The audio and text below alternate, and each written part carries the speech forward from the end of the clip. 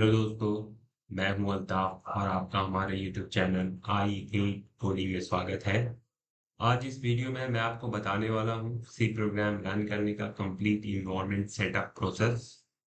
किसी भी प्रोग्राम को रन करने के लिए हमें जो है एक कंपाइलर की जरूरत होती है। तो सबसे पहले हम थोड़ा जान लें कंपाइलर के बारे में।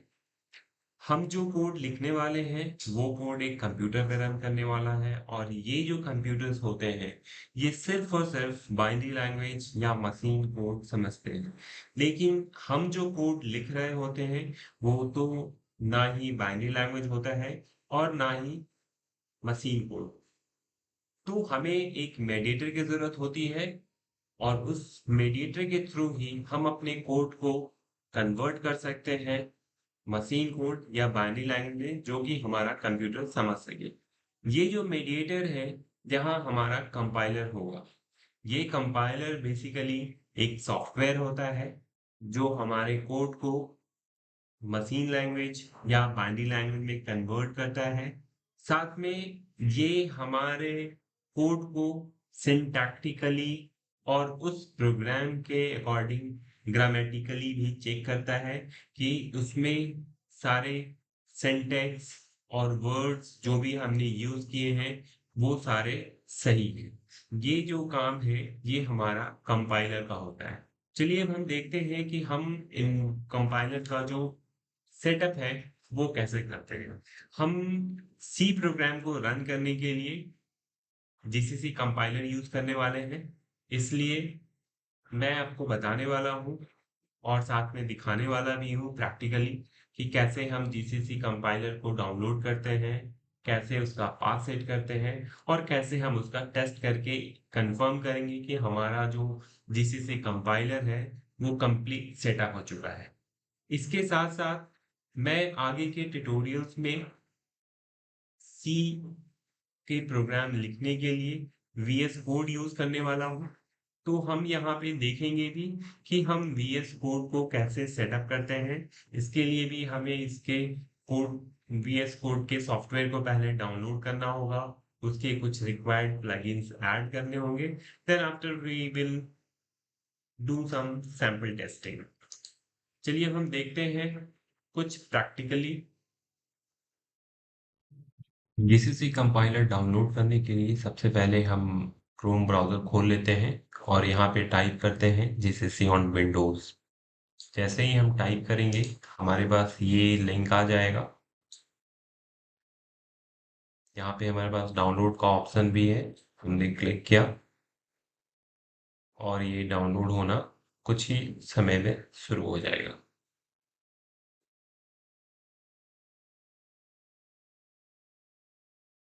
हम देख सकते हैं कि हमारा जो है ये डाउनलोड हो चुका है। Now we will run it setup.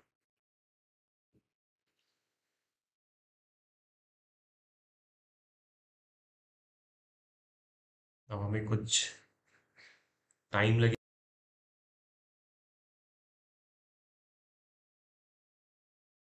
अब हमें फिलहाल सारे जो भी चेक बॉक्स दिख रहे हैं ये सारे हम अभी चेक बॉक्स को चेक करेंगे।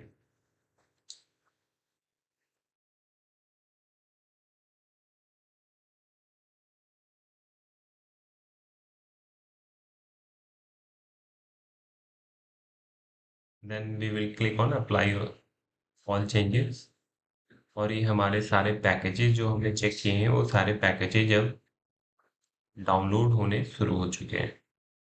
Now we need to wait for few minutes. ये इंस्टॉल होता है तब तक हम साथ में वीएस कोड भी डाउनलोड कर लेते हैं।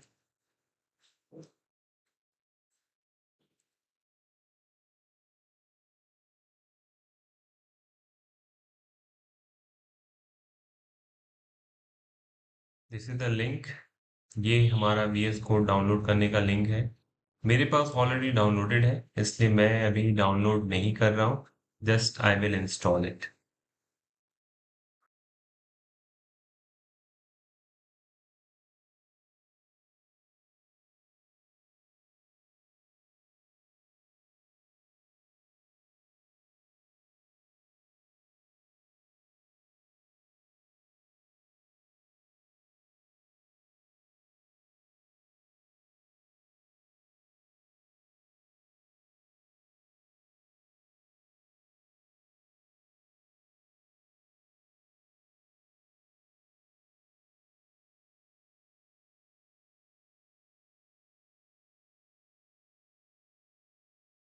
फाइनली हमारा जीसीसी कंपाइलर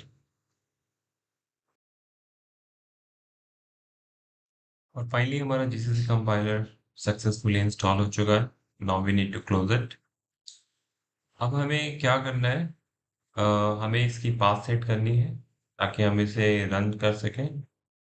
तो उसके लिए हमें हमें जो है इन्वायरमेंट वेरिएबल में जाना होगा। हम डायरेक्ट यहाँ पे टाइप कर सकते हैं environment variable, then we need to go to the path, we need to edit और यहाँ पे हमें जो है पाथ सेट करना होता है हमारे जीसीसी कंपाइलर का।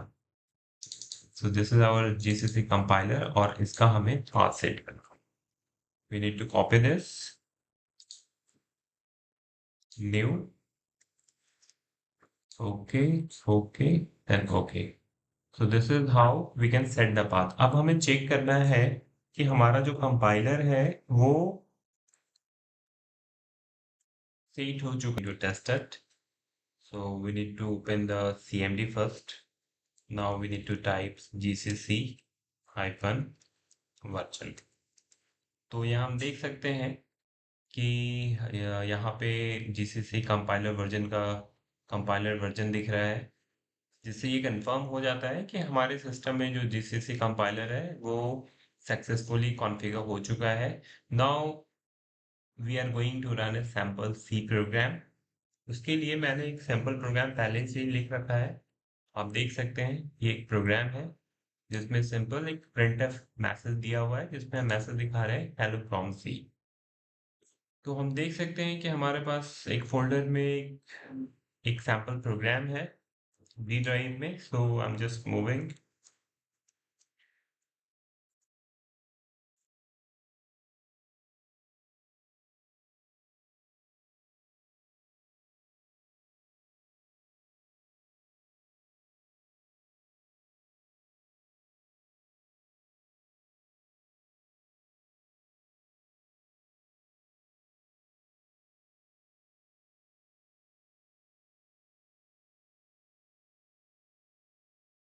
और हमें कंपाइल करने के लिए हमारे पास कमांड है जीसीसी देन फाइल नेम। तो file name is hello dot सी।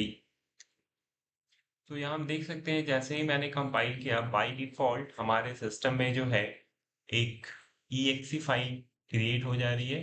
लेकिन ये exe फाइल का नाम हमारा जो जीसीसी कंपाइलर है ये बाय डिफॉल्ट ए से रीनेम कर देता है। तो फिलहाल हम इससे ही रन करवाते हैं, लेकिन हम ये भी देखेंगे कैसे इसका नाम हमें सेम रख सकते हैं। तो इसके लिए रन करने के लिए हमें सिर्फ एग्जीक्यूटेबल फाइल का नेम देना होता है। So that is it. तो हम यहाँ पे देख सकते हैं कि हमारे पास मैसेज आ चुका है हेलो फ्रॉम सी। लेकिन अगर हम चाहते हैं कि हमारा जीसीसी कंपाइलर इस फाइल का नेम सेम नेम से एग्जीक्यूटेबल फाइल बनाए, इसके लिए हमें कमांड रन करना होता है GCC hello dot C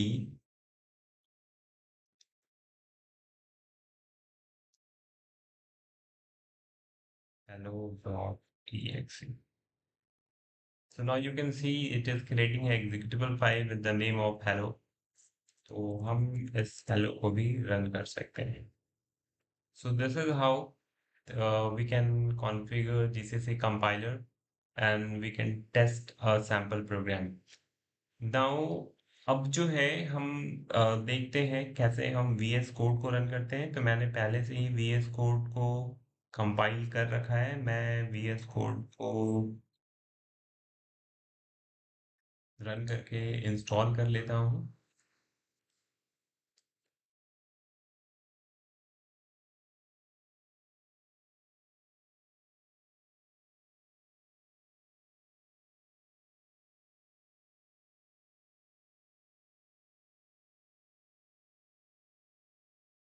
Now this will take some time, so let's wait।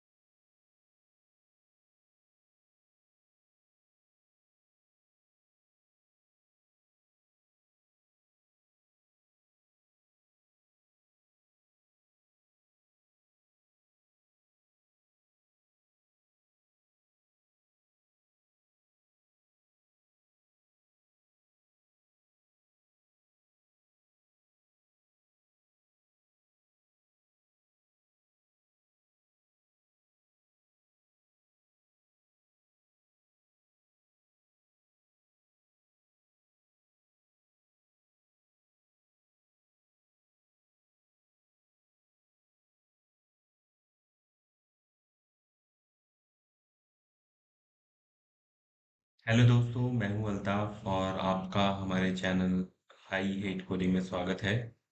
इसको इस वीडियो में मैं आपके लिए सी प्रोग्रामिंग के फंडामेंटल्स लेकर आया हूं। अगर देखा जाए तो ये जो फंडामेंटल्स है ये ना कि सिर्फ सी लैंग्वेज के लिए यूज होंगे, बल्कि यही सारे फंडामेंटल्स आगे आप जो भी प्रोग्रामिंग लैंग्वेज सीखना चाहते हैं या करना चाहते हैं, लाइक जावा हो, डॉट नेट हो, पाइथन हो, सी प्लस प्लस हो, इन सारे लैंग्वेजेस में ये डेटा टाइप बिल्कुल सेम रहते हैं।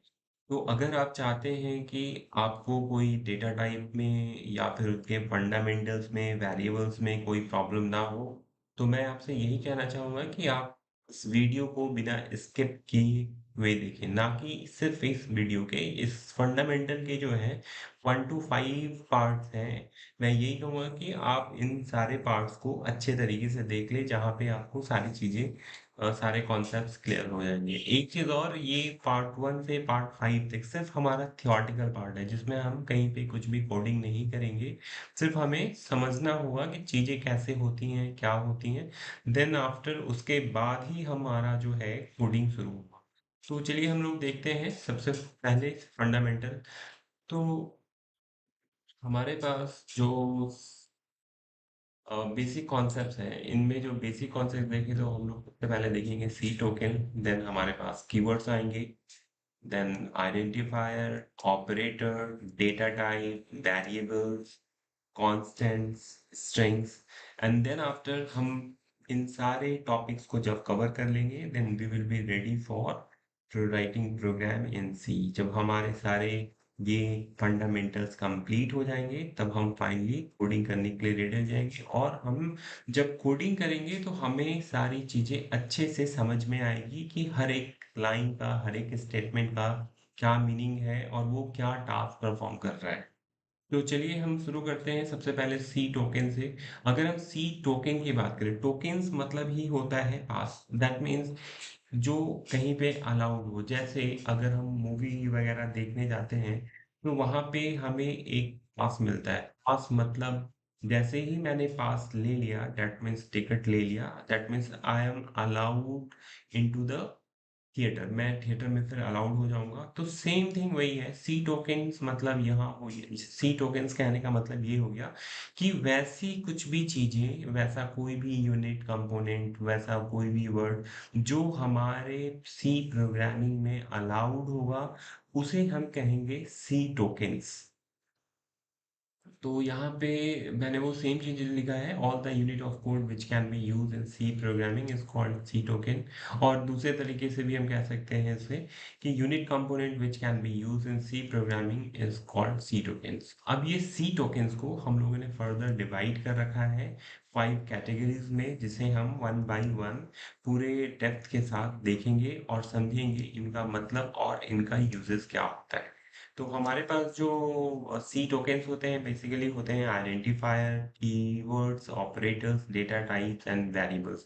ये जो 5 सी टोकन्स हम लोगों ने जो एज ए कैटेगराइज किया है, these are very very important, क्योंकि यही जो हमारे फंडामेंटल्स हैं वो हर जगह यूज होने वाले हैं। तो सबसे पहले हम देखते हैं आइडेंटिफायर। What is identifier? अगर हम आइडेंटिफायर को देखें तो आइडेंटिफायर एक ऐसा वर्ड है जो आइडेंटिफाई से बना हुआ है। दैट मीन्स एक आइडेंटिफायर मतलब हो गया आइडेंटिफाई करने वाला।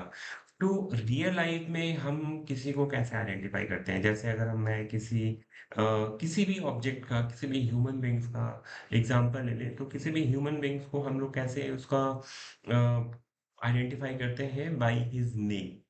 तो हम लोगों ने क्या किया कि उस ऑब्जेक्ट को आइडेंटिफाई करने के लिए मैंने उसका एक नाम रखा, और जो नाम रखा दैट इज कॉल्ड आइडेंटिफायर।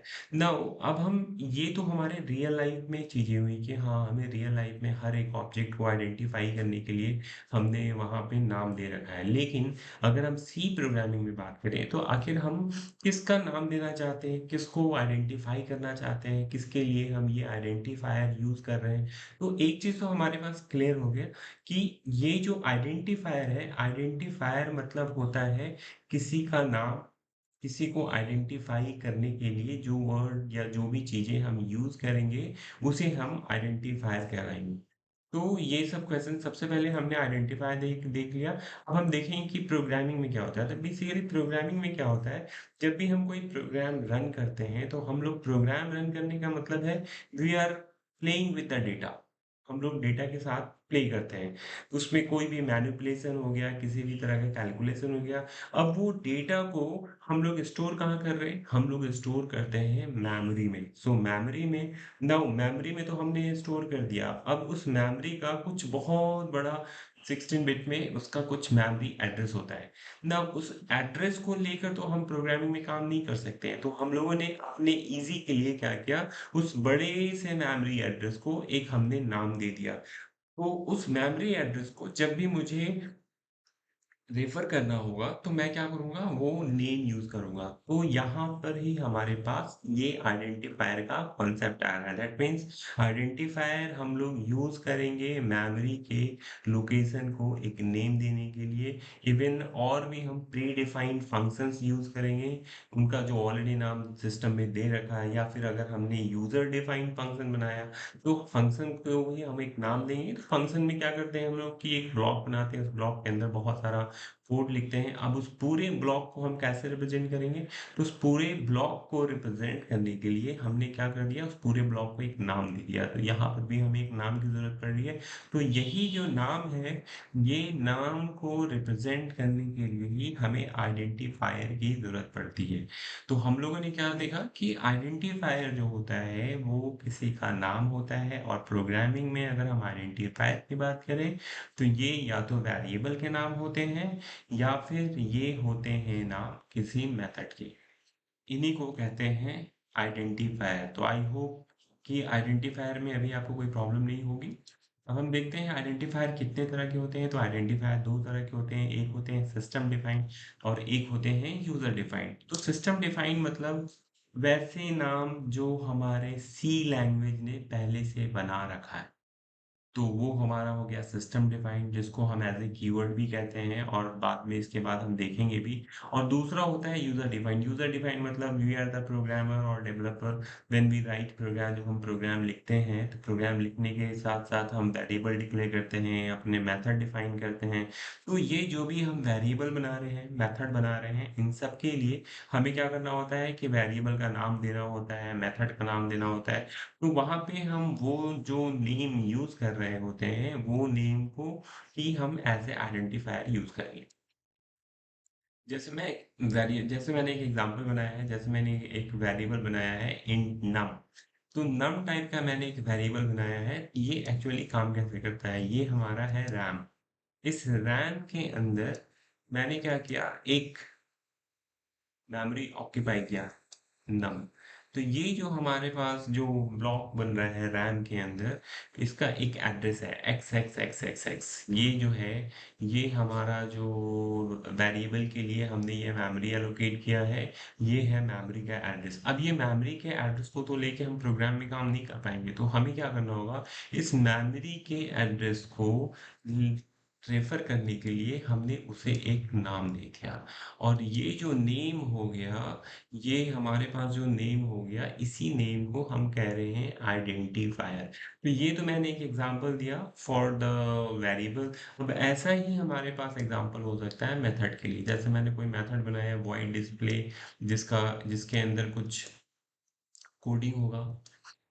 तो उसी तरीके से हम यहाँ पे भी देख सकते हैं कि हमारे पास जो मेथड का जो ब्लॉक होगा, जैसे मैंने ये मेथड बनाया वॉइड डिस्प्ले, इस मेथड के अंदर जो ब्लॉक ऑफ कोड होगा, इस पूरे ब्लॉक ऑफ कोड को मैंने नाम दे दिया डिस्प्ले। दैट मीन्स जब भी मुझे इस पूरे ब्लॉक ऑफ कोड को रिप्रेजेंट करना होगा, तो मुझे क्या करना होगा, ये डिस्प्ले नेम यूज करना होगा।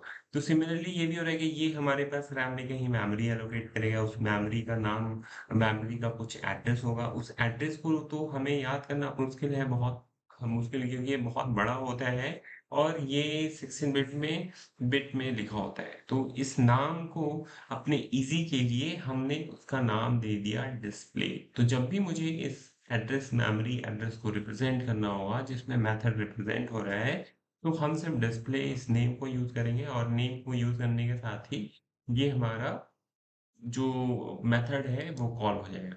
जैसे मैं आपको एक सिंपल रियल लाइफ में भी एग्जांपल देता हूँ। जैसे हम लोगों ने क्या कर रखा है, जैसे मैंने इंडिया एक लोकेशन है हमारे पूरे वर्ल्ड मैप में, हमारा जो कंट्री है उसका लोकेशन है। तो इंडिया का लोकेशन अगर सही मायने में देखा जाए तो उसका मुझे एटीट्यूड और लैटीट्यूड और लॉन्गिट्यूड निकालना होगा। तो लैटीट्यूड और लॉन्गिट्यूड वो तो बहुत बड़ा नंबर हो जाएगा। तो हमें क्या करना होगा, अगर मैं चाहता हूँ कि अपने कंट्री को मैप में बता सकूं, या अगर मैं अपने घर का एड्रेस बताना चाहूँ, तो मैं अपने घर के एड्रेस में मतलब मेरे घर के लोकेशन का भी एक लैटीट्यूड और लॉन्गिट्यूड होगा। तो उस लैटीट्यूड और लॉन्गिट्यूड को इजी करने के लिए हम लोगों ने क्या कर दिया, उस मेमोरी के एड्रेस को जो हम लैटीट्यूड और लॉन्गिट्यूड से रिप्रेजेंट कर रहे हैं, उन दोनों के कॉम्बिनेशन को हमने एक नाम दे दिया है। और उसी नेम से जब मुझे उस लोकेशन को रिप्रेजेंट करना होता है तो मैं फिर वही नाम लेता हूँ। उस नाम का मतलब हो जाता है लैटीट्यूड और लॉन्गिट्यूड की वैल्यू, जिससे मेरा लोकेशन इजीली आइडेंटिफाई हो जाता है। तो ये था सारा स्टोरी आइडेंटिफायर के बारे में, कैसे यूज़ करते हैं, क्या पर्पस है यूज़ करने का, क्यों हम लोग यूज़ करते हैं। नाउ जब भी हम किसी वेरिएबल या मेथड का नेमिंग देते हैं, तो हमें कुछ कुछ चीज़ों का ध्यान रखना होता है। सबसे पहली बात कि आइडेंटिफायर में जो है, लिखने के लिए या तो हम लेटर यूज़ कर सकते हैं, अपर केस, लोअर केस, या फिर डिजिट 0 से 9, या फिर अंडरस्कोर। लेकिन हमेशा हमें इस चीज़ का ध्यान रखना होगा कि जब भी हम कोई आइडेंटिफायर लिखते हैं तो वो कभी भी डिजिट से, स्पेशल सिंबल से शुरू ना हो। वो सिर्फ और सिर्फ या तो लेटर से शुरू हो सकता है या फिर अंडरस्कोर से। तीसरी बात ये कि हम कभी भी जो प्री डिफाइंड रिजर्व्ड कीवर्ड हैं, उनको हम कभी भी एज ए आइडेंटिफायर यूज नहीं कर सकते हैं। साथ में और भी पॉइंट्स हो सकते हैं। जब भी हम कोई आइडेंटिफायर देते हैं तो उनका कैमल केस होता है। सबसे पहले हमें फर्स्ट लेटर स्मॉल में लिखना होता है, आगे के सारे वर्ड्स जो होते हैं उनका हर हर वर्ड का पहला लेटर कैपिटल होता है। और हम हमेशा जो भी हम वेरिएबल का नाम दे रहे होते हैं, वो वेरिएबल का नाम हमेशा मीनिंगफुल होना चाहिए। ज़्यादातर हम कोशिश यही करते हैं ताकि हम उस वेरिएबल को देख के हमें पता चल सके कि उस वेरिएबल का पर्पस ऑफ यूज़ क्या है, हम उसे किस पर्पस के लिए यूज़ कर रहे हैं।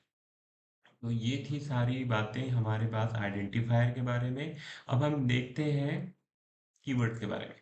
तो कीवर्ड्स क्या होता है, जितने भी प्रोग्रामिंग लैंग्वेज होते हैं, हर लैंग्वेज का अपना एक प्री डिफाइंड रिजर्व वर्ड होते हैं, जिनका स्पेशल मीनिंग, फिक्स मीनिंग होता है, और उसके फिक्स मीनिंग को हम चेंज नहीं कर सकते हैं। तो वैसे रिजर्व वर्ड्स जो किसी भी प्रोग्रामिंग लैंग्वेज में यूज होते हैं, खुद उस सिस्टम के पर्पस के लिए, जिसको हम चेंज नहीं कर सकते हैं, जिसको हम यूज नहीं कर सकते हैं, वैसे वर्ड्स को हम कीवर्ड्स कहते हैं।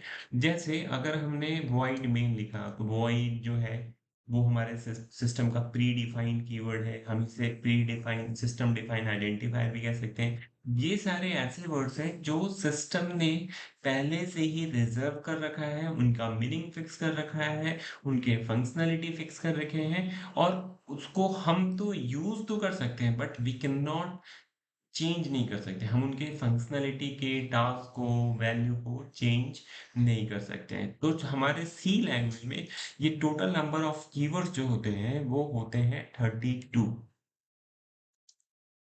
ये सारे हमारे पास कीवर्ड्स हैं जिनको हम आगे प्रोग्रामिंग में यूज भी करेंगे और देखेंगे। लेकिन हमें इस बात का ध्यान रहे कि ये सारे कीवर्ड्स को हम अपने किसी भी पर्पस के लिए यूज नहीं करेंगे। आई पर्पस, मेरा कहने का मतलब है, जैसे हम वेरिएबल का नाम बनाते हैं तो नाम में हम यूज नहीं कर सकते हैं। जैसे हम कोई फंक्शन डिफाइन, मेथड डिफाइन करते हैं, मेथड का नाम हम ये सारे वर्ड्स नहीं दे सकते हैं। तो इन सारी चीज़ों का हमें ध्यान रखना चाहिए।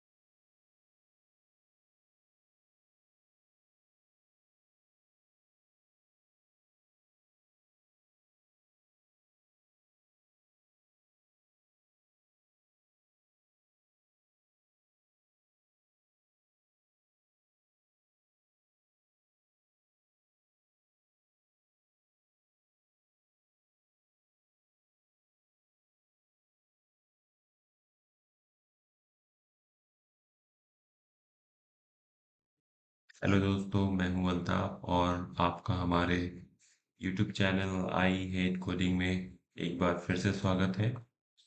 इस वीडियो में हम आपको सी प्रोग्रामिंग के फंडामेंटल के पार्ट 3 में डेटा टाइप एंड उसके कितने तरह के कैटेगरी होते हैं, हमारे सिस्टम ने उसे कितने पार्ट में डिवाइड किया है, क्यों डिवाइड किया है, डिवाइड करने के पर्पस क्या है, ये सारी चीजें हम देखेंगे। साथ में ये भी देखेंगे कि डेटा टाइप की आखिर हमें जरूरत क्यों है, हम उसे यूज किस पर्पस के लिए कर रहे हैं, कहाँ पे कर रहे हैं।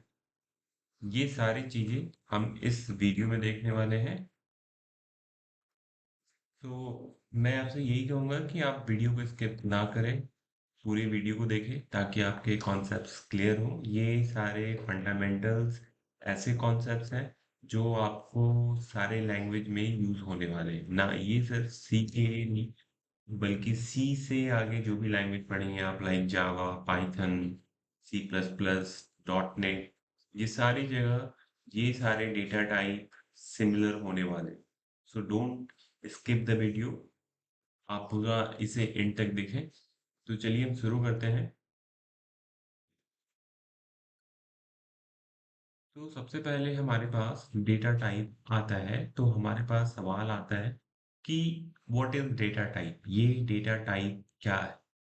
तो हम अगर इस चीज को समझना चाहते हैं तो हम थोड़ा सा चीजों को पहले यहाँ समझते हैं कि ये जो हमारा जो प्रोग्रामिंग है वो एक कंप्यूटर के लिए होने वाला है, सबसे पहली बात। दूसरी बात कि ये जो हमारा जो प्रोग्राम है वो हर तरीके से डेटा पे काम करने वाला है। तो आखिर रियल लाइफ में डेटा क्या होता है, जैसे अगर हम किसी पेज पे कुछ लिखते हैं तो that is also a kind of data. तो वो जो हम लिख रहे हैं उसमें बेसिकली हम लोग क्या क्या यूज कर रहे हैं। तो अगर मैं उन सारी चीजों को जो मैंने एक पेज पे लिखा है उनको मैं कैटेगराइज करूं, तो कैटेगराइज करूंगा तो उसमें मुझे दो पार्ट मिलेंगे। एक पार्ट तो मुझे ये मिलेगा जो कि न्यूमेरिक होंगे, नंबर्स होंगे। दूसरा जो होगा हमारे पास टेक्स्ट। तो हम लोगों ने देखा कि हमारे पास जो डेटा है वो बेसिकली सबसे पहले दो पार्ट में डिवाइड किया हुआ है। एक हमारा वैसे पार्ट है जिसमें हम सिर्फ टेक्स्ट लिखते हैं, जिसमें सारे अल्फाबेट्स आ जाएंगे, सिंबल भी आ जाएंगे।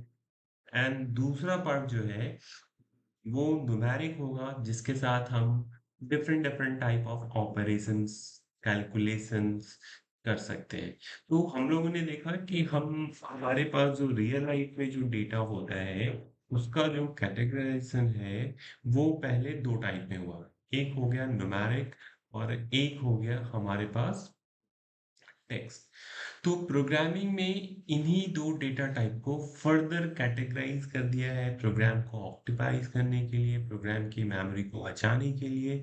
तो आइए हम देखते हैं। तो हमें एक चीज तो ये पता चल गया कि डेटा टाइप होता है क्या। डेटा टाइप बेसिकली हम जो इंफॉर्मेशन अपने प्रोग्रामिंग के वेरिएबल्स में, प्रोग्राम में जो यूज करने वाले हैं उनके टाइप होंगे कि वो किस टाइप का है, न्यूमेरिक है या टेक्स्ट है या और भी कोई टाइप है। तो उसको हम लोग को जानने की जरूरत क्यों होती है। तो क्यों जरूरत होती है, क्योंकि हम अपने प्रोग्राम में डेटा के साथ बहुत सारा काम करने वाले हैं। बहुत सारा काम करने वाले हैं, जैसे हम उनके साथ कैलकुलेशन कर सकते हैं, बिजनेस लॉजिक इम्प्लीमेंट कर सकते हैं, उन्हें मॉडिफाई कर सकते हैं। तो अगर मुझे डेटा का टाइप पता ना हो तो हम उन पे ऑपरेशन नहीं कर पाएंगे। जैसे मैंने किसी मेमोरी में कोई टेक्स्ट वैल्यू रखा और मुझे पता नहीं है कि उसके अंदर किस टाइप की वैल्यू है।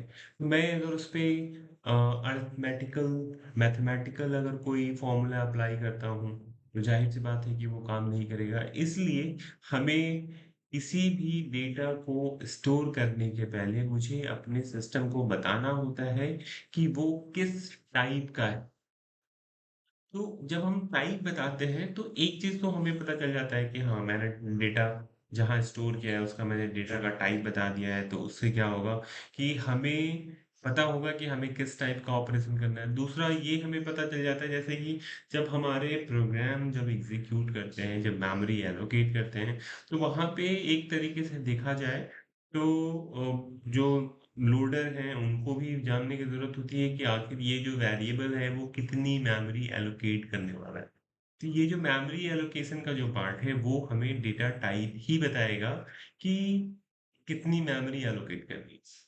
And the third thing is कि जैसे अगर हम न्यूमेरिक हैं तो हम अभी देखेंगे कि हमारे सिस्टम में सी प्रोग्रामिंग में हर रेंज के डिफरेंट डिफरेंट डेटा टाइप हैं। जैसे न्यूमेरिक के लिए है तो इन लोगों ने सी प्रोग्रामिंग में हम लोगों ने कैटेगराइज कर रखा है हर रेंज के लिए। तो मुझे उस टाइप से ये भी पता चल जाएगा कि हम उसमें किस रेंज तक की वैल्यू स्टोर कर सकते हैं। पॉजिटिव रख सकते हैं, नेगेटिव रख सकते हैं, डेसिमल के कितने डिजिट तक हम रख सकते हैं वैल्यू। तो ये सारा चीज़ हमें जो इन्फॉर्मेशन देता है, ये डेटा टाइप ही देता है। इसलिए दिस इज़ वेरी इंपॉर्टेंट। अब हम आगे देखते हैं कि हमने ये भी देख लिया कि हमें इसकी ज़रूरत क्यों है, क्योंकि ये हमें बहुत सारी इन्फॉर्मेशन दे रहा है। ये हमें इन्फॉर्मेशन दे रहा था कि मेमोरी कितनी एलोकेट होगी। ये इसने हमें इन्फॉर्मेशन दिया कि हम उसमें क्या ऑपरेशन कर सकते हैं, किस रेंज में वैल्यू रख सकते हैं। तो हमारे पास जो है बेसिकली 2 तरह के डेटा टाइप होते हैं। एक वो डेटा टाइप होते हैं जो हमारे सी ने पहले से हमारे लिए डिफाइन कर रखा है। जैसे अभी हम लोगों ने रियल लाइफ में जो देखा, हमने देखा कि हमारे पास मेनली 2 तरह के डेटा टाइप हो रहे हैं। एक हो रहे हैं टेक्स्ट, एक हो रहे हैं न्यूमेरिक। लेकिन इन सबको फर्दर कैटेगराइज़ कर रखा है हमारे सी सिस्टम ने। तो पहले तो हम देखते हैं सिस्टम डिफाइन क्या होता है। सिस्टम डिफाइन में हमारे पास डेटा टाइप जो है 4 टाइप के होते हैं। एक होता है हमारे पास शॉर्ट, ये होता है and, long and long long. तो ये बेसिकली हमारे पास क्वेश्चन आता है कि हमारे पास सी ने आखिर न्यूमेरिक को हैंडल करने के लिए 4 डिफरेंट डेटा टाइप क्यों बनाया है। अगर वो चाहते तो एक से ही हैंडल कर सकते थे। तो यहाँ पे हमारे पास कॉन्सेप्ट ये है कि सपोज कर लीजिए कि हमें एक ही अगर हम एक ही डेटा टाइप से सारे नंबर को हैंडल करते हैं। सारे नंबर को हैंडल करने का मतलब है कि छोटे नंबर को भी हैंडल करते हैं, बड़े नंबर को भी हैंडल करते हैं। तो जाहिर सी बात है बड़े नंबर को ध्यान में रखते हुए जो हम डेटा टाइप बनाते हैं उसकी मेमोरी बड़ी होती है। तो सपोज कर लीजिए कि सी ने एक ही डेटा टाइप बनाया है इंटीजर के लिए न्यूमेरिक, और उसका मेमोरी उन्होंने 8 बाइट रख दिया ताकि हम उसमें बहुत बड़ा नंबर की जरूरत पड़े तो बहुत बड़ा नंबर हम उसमें स्टोर कर पाए। नाउ अब हमारे पास प्रॉब्लम क्या आती है कि सपोज कर लीजिए कि मेरे पास एक ऐसा सिनेरियो आया है, मैंने एक ऐसा प्रोग्राम लिखा जिसमें हमारे पास जो वैल्यू जो नंबर्स के रेंज की रिक्वायरमेंट है वो 1 टू 100 तक ही है। अब मुझे नंबर जो है बिल्कुल छोटा स्टोर करना है 1 से 100 तक। लेकिन हम उसके लिए क्या कर रहे हैं, मेमोरी हम लोगों ने बहुत बड़ा रिजर्व करके रखा है। जैसे सपोज कर लिए कि सी ने अगर 8 बाइट का एक न्यूमेरिक डेटा टाइप बनाया होता तो मुझे नंबर रखने हैं 1 से 100 तक, जहाँ मेमोरी का यूटिलाइजेशन सिर्फ और सिर्फ 1 बाइट में ही हो जाएगा। लेकिन हम जो है 8 बाइट हम लोगों ने मेमोरी ऑक्यूपाई करके रखा है। दैट मीन्स हम लोगों का यहाँ 7 बाइट का जो मेमोरी है वो वेस्टेज हो रहा है। तो ये मेमोरी वेस्टेज को बचाने के लिए ही सी ने क्या कर रखा है कि डिफरेंट डिफरेंट कैटेगराइजेशन कर रखा है इंटीजर के लिए, ताकि हम अपने रेंज के अकॉर्डिंग अपने मेमोरी को यूटिलाइज कर सकें। जैसे अगर मुझे 1 से 100 तक की ज़रूरत होगी, तो मैं लॉन्ग लॉन्ग यूज़ ना करके शॉर्ट्स यूज़ करूँगा। अगर मुझे उससे थोड़ा ज़्यादा रेंज की चाहिए, तो हमें इंट यूज़ करना पड़ेगा। उससे ज़्यादा चाहिए तो लॉन्ग, और उससे भी ज़्यादा हमें स्टोर करना है बड़ी value, then we will go for the long long. तो ये कॉन्सेप्ट है इनके न्यूमेरिक पार्ट को कैटेगराइज़ करने का, so that we can save the memory. Now the next thing is हम इसका रेंज भी देखेंगे। हम लोगों ने मेमोरी देख लिया कि शॉर्ट डेटा टाइप जो होता है 2 बाइट यूज करता है, इंट जो होता है 2 बाइट या 4 बाइट करता है। तो ये 2 बाइट और 4 बाइट जो है डिपेंडिंग अपॉन द सिस्टम, अगर हमारा ऑपरेटिंग सिस्टम विंडो 32 बिट का है तो वहाँ पे 2 बाइट होगी। अगर 64 बिट है देन वहाँ पे 4 बाइट लेगी। नाउ हम इसकी रेंज भी देखेंगे, कैसे रेंज निकालते हैं। अब हमारे पास सी में जो है हर इंटीजर वैल्यू के लिए हमारे पास 2 और टाइप बनाए हुए हैं, साइंड और अनसाइंड। तो साइंड वाले जो डेटा टाइप होते हैं, जैसे अगर मैंने सॉर्ट डिफाइन करना चाहा और मैं चाहता हूँ कि सॉर्ट में सिर्फ और सिर्फ नेगेटिव वैल्यू हो, सॉरी नेगेटिव एंड पॉजिटिव दोनों वैल्यू हो, तो मुझे उसके टाइप को साइन करना होगा। तो सी में जो है बाय डिफ़ॉल्ट जो डेटा टाइप होते हैं, न्यूमेरिक डेटा टाइप जो होते हैं, वो साइंड ही होते हैं। That means they can store negative value as well as positive value. लेकिन अगर हमें ऐसा ज़रूरत होता है कि हमें सिर्फ़ और सिर्फ़ उसमें नॉन नेगेटिव वैल्यू स्टोर करनी है, देन उसके लिए हमें अनसाइन्ड का यूज़ करना होगा, जिसको हम आगे देखेंगे भी कैसे हम वेरिएबल बनाते हैं, अनसाइन्ड के लिए कैसे हम साइन्ड के लिए बनाते हैं। तो साइन्ड और अनसाइन्ड में यही डिफ़रेंस है कि साइन डेटा टाइप जो साइन न्यूमेरिक होंगे, वो नेगेटिव और पॉज़िटिव दोनों वैल्यू रख सकते हैं। लेकिन जो हमारे पास जो अनसाइन्ड होंगे, that can store only non negative मतलब 0 टू पॉजिटिव पार्ट। ठीक है? तो ये था हमारे पास इंटीजर्स। उसी तरीके से हमारे पास डेसिमल में भी 2 हैं, एक फ्लोट है और एक डबल है। इनकी उसके बाद हमारे पास एक लॉन्ग डबल है, उसके बाद एक कैर जिसकी मेमोरी है 1 बाइट। तो ये सारे मेमोरी को हम प्रोग्रामिंग में चेक भी करेंगे। इनके रेंज क्या होते हैं, उनके मैं आपको फ़ॉर्मूला भी बताऊँगा जिससे आप कैलकुलेट कर सकते हैं। और साथ में हमें इनकी रेंज वगैरह याद रखने की ज़रूरत नहीं है। हमारे सिस्टम में प्री डिफाइंड कुछ चीज़ें फंक्शंस बने हुए हैं, जिनके हेल्प से हम इनकी मेमोरी भी बना देख सकते हैं। जैसे हम लोगों ने जब ऑपरेटर्स पढ़ा था, तो वहाँ पे हमारे पास एक ऑपरेटर था जिसका नाम था साइज़ ऑफ।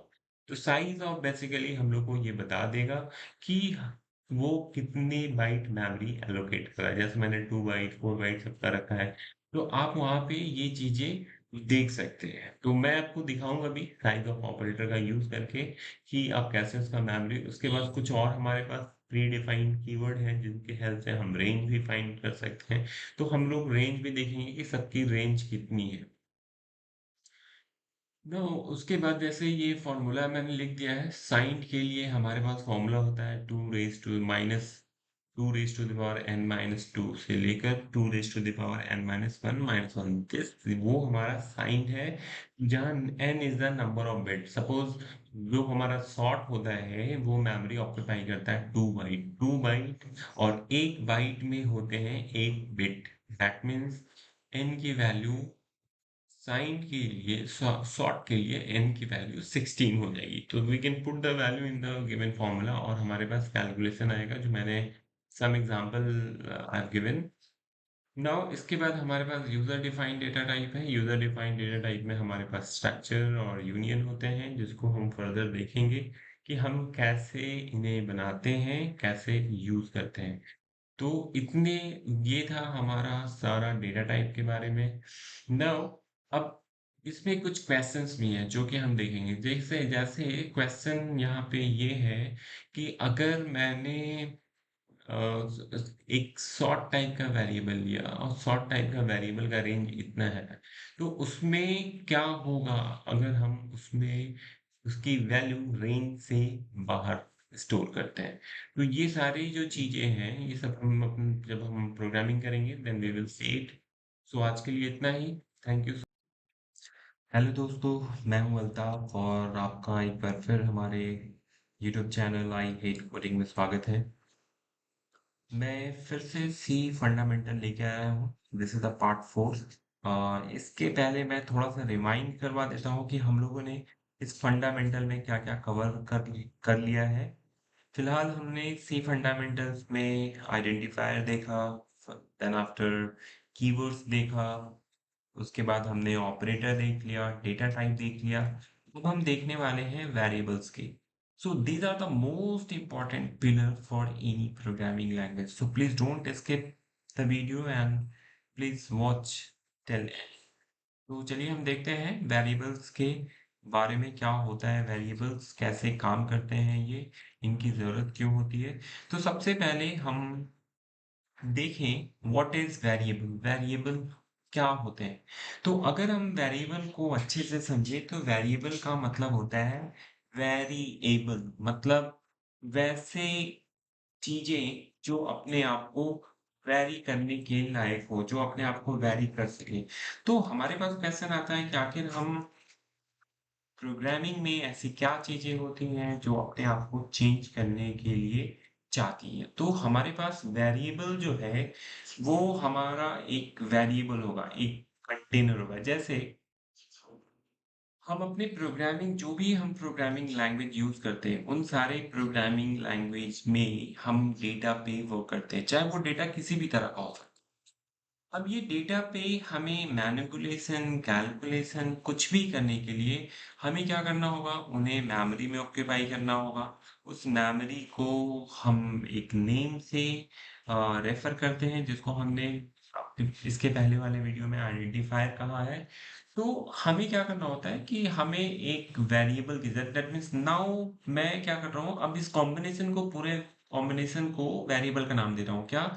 ये जो आइडेंटिफायर में हमने देखा था कि वो एक मेमोरी रैम में ऑक्यूपाई कर रहा है, उस मेमोरी के नाम को हमने, मेमोरी के एड्रेस नेम को हमने एक नाम दे दिया। तो वो जो मेमोरी वाला जो ब्लॉक बन रहा है, जिसके अंदर हम वैल्यू स्टोर करेंगे, उसी को हम कहते हैं वेरिएबल। और यही जो मेमोरी, जो वेरिएबल है, जो मेमोरी है, जो रैम में ऑक्यूपाई हो रहा है, ये मेमोरी अपने आप में एबल होता है वैल्यू को चेंज करने के लिए। दैट मीन्स हम कैलकुलेशन जब करते हैं, तो हम उसकी वैल्यू चेंज कर सकते हैं, डिपेंडिंग अपॉन कि हम उसमें हमने उसको कैसे डिफाइन कर रखा है, हमने क्या मॉडिफायर लगा रखा है, तो उसके बेस पे हम वेरिएबल की वैल्यू को चेंज करते हैं और प्रोग्रामिंग में करते हुए देखेंगे भी। नाउ अगर सही तरीके से वेरिएबल को अगर हम डिफाइन करना चाहें, तो हम कह सकते हैं कि वेरिएबल एक मेमोरी लोकेशन है, जिसमें हम उसकी वैल्यू को एग्जीक्यूशन के दौरान उसकी वैल्यू को चेंज कर सकते हैं। That means we can say variable is a memory location which is referred by a name that is called identifier, and this memory location can change their value while the during the execution of the program। मतलब ये हमारा जो variable होता है, एक तरीके से एक मेमोरी लोकेशन होता है, जिसके अंदर की वैल्यू अपने आप को चेंज कर सकती हैं प्रोग्राम के एग्जीक्यूशन के दौरान। या फिर हम ऐसा भी कह सकते हैं कि जो हमारे पास वेरिएबल है, ये एक कंटेनर होता है। इस कंटेनर के अंदर हम वैल्यू रखते हैं और ये वैल्यू चेंज हो सकता है during the execution of the program. यहाँ पे हम देखें कि हमें ज़रूरत क्यों होती है, क्योंकि हमारे किसी भी प्रोग्राम में डेटा पे ऑपरेशन करना होता है, कैलकुलेशन करना होता है, तो मुझे उस डेटा को कहीं न कहीं स्टोर करना होगा। विदाउट स्टोर किए हुए हम उस पे कोई भी टास्क या ऑपरेशन परफॉर्म नहीं कर सकते हैं, इसलिए हमें ज़रूरत होती है वेरिएबल की। नाउ क्वेश्चन आता है हमारे पास कि ठीक है, वेरिएबल हमने बना लिया। अब वेरिएबल जो है, कैसे हम उसकी मेमोरी, हमारे पास क्वेश्चन ये आते हैं कि ठीक है, वेरिएबल की जरूरत है। अब हमें कैसे पता चलेगा कि कौन सा वेरिएबल कितनी मेमोरी लोकेट करेगा, कौन सा वेरिएबल में किस तरह के वैल्यूज आएंगे, किस तरह का टास्क उससे परफॉर्म किए जाएंगे। तो ये सब हमें कैसे पता चलेंगे? तो उसके लिए ही हमारे सी में कुछ डिफरेंट कॉन्सेप्ट दिया हुआ है, डिफरेंट कॉन्सेप्ट दिया हुआ है, उसको हम देखते हैं। उसके पहले हम टाइप ऑफ वेरिएबल देख लेते हैं। तो टाइप ऑफ वेरिएबल को समझने के लिए एक बार थोड़ा सा आप रियल लाइफ में आ जाइए। रियल लाइफ में क्या होता है कि हमारे पास बहुत सारे डिफरेंट डिफरेंट कंटेनर होते हैं। उन सारे कंटेनर को हम लोग क्या करते हैं, उन सारे कंटेनर में हम कुछ ना कुछ ऑब्जेक्ट रखते हैं। तो दैट मीन्स कंटेनर का टाइप उतने ही तरह के होते हैं, जितने तरह के हमारे पास उसमें रखने वाले सामान होते हैं। सपोज कर लीजिए कि मेरे पास चार तरह का सामान है, एक है सॉलिड, एक है लिक्विड, एक है गैस, तीन तरह के सामान है सपोज कर लीजिए। अब मुझे इसको रखना है, तो हम लोग क्या करेंगे, उसी टाइप के कंटेनर को ही यूज कर सकते हैं। ऐसा नहीं हो सकता है कि मैं सॉलिड वाले में लिक्विड को रखूं, सॉलिड वाले में गैस को रखूं। रखने के लिए हम रख तो सकते हैं, but we will not be able to handle. हम उस पे अगर कोई टास्क परफॉर्म करना चाहें, तो वो टास्क हम इजीली परफॉर्म नहीं कर पाएंगे। हमें डेटा का पता नहीं चल पाएगा कि उसमें सारे डेटा मिक्सअप हो जाएंगे, अगर एक ही टाइप के वेरिएबल में हम बहुत सारे डिफरेंट डिफरेंट तरह का वैल्यू स्टोर करें। तो इसलिए हमारे पास जितने तरह के डेटा टाइप होते हैं, उतने तरह का हमारे पास वेरिएबल होता है। तो इसके पहले वाली वीडियो में हमने देखा था कि हमारे पास डिफरेंट डिफरेंट तरह के डेटा टाइप होते हैं, ये सारे डेटा टाइप होते हैं और इन सारे डेटा टाइप के बेस पे ही हमारे पास डेटा वेरिएबल का टाइप सपोज कर लीजिए कि मुझे क्या करना है, एक ऐसा कंटेनर बनाना है जिसमें मुझे 100 तक की वैल्यू को स्टोर करना है। तो मुझे पता है कि 100 तक की वैल्यू को स्टोर करने के लिए मुझे डेटा टाइप सॉर्ट यूज करना होगा। तो मैं जब वेरिएबल बनाऊंगा तो मैं उस वेरिएबल को बताऊंगा कि आप किस टाइप की मेमोरी एलोकेट करो। तो जैसे ही मैं डेटा टाइप का उस डेटा टाइप का कुछ मेमोरी एलोकेट करूंगा तो वो सब कुछ वहाँ फाइनल हो जाएगा, सब कुछ पता चल जाएगा। जैसे ही हमारे सी इन्वायरमेंट में उस वेरिएबल के लिए मेमोरी एलोकेट करने जाएगा वो, तो वो पूछेगा कितने बाइट के मेमोरी, तो वो हमारा जो कंपाइलर है, जो लोडर है, वो बोलेगा कि ठीक है, उसके बगल में उसका टाइप लिखा हुआ है, देख लो उसका टाइप, अगर डेटा टाइप में जो भी लिखा रहेगा उससे हमें पता चल जाएगा कि वो उस वेरिएबल के लिए कितनी मेमोरी एलोकेट करने वाला है। साथ में वो ये भी हमें बताएगा कि हम उसपे किस-किस तरह के टास्क ऑपरेट कर सकते हैं। जैसे अगर मैंने इंटीजर टाइप का लिखा, तो हमें पता है कि हम उससे इंटीजर से रिलेटेड सारे ऑपरेशन परफॉर्म कर सकते हैं। दैट मीन्स डेटा टाइप जो होता है, वो हमारे वेरिएबल के बारे में सारा इन्फॉर्मेशन दे देता है। क्या इन्फॉर्मेशन देता है? वो एक तो ये इन्फॉर्मेशन देता है कि हम उसमें किस रेंज की वैल्यू स्टोर करेंगे, हमें ये इन्फॉर्मेशन देता है कि हम किस तरह के टास्क ऑपरेट कर सकते हैं उस वेरिएबल के साथ, हमें ये इन्फॉर्मेशन देता है कि वो जो वेरिएबल है वो कितनी बाइट की मेमोरी को ऑक्यूपाई कर रहा है। ये सारा का सारा इन्फॉर्मेशन वेरिएबल के बारे में हमें पता चला with the help of data type. मतलब डेटा टाइप जितने तरह के होंगे उतने तरह के हमारे पास वेरिएबल बन सकते हैं और डेटा टाइप ही है जो हमें सारे इंफॉर्मेशन देता है वेरिएबल के बारे में। अब ये सिंटेक्स क्या होता है? सिंटेक्स मतलब हमें जब वेरिएबल बनाना हो प्रोग्राम में किसी भी लोकेशन पे, तो हम कैसे बनाएंगे?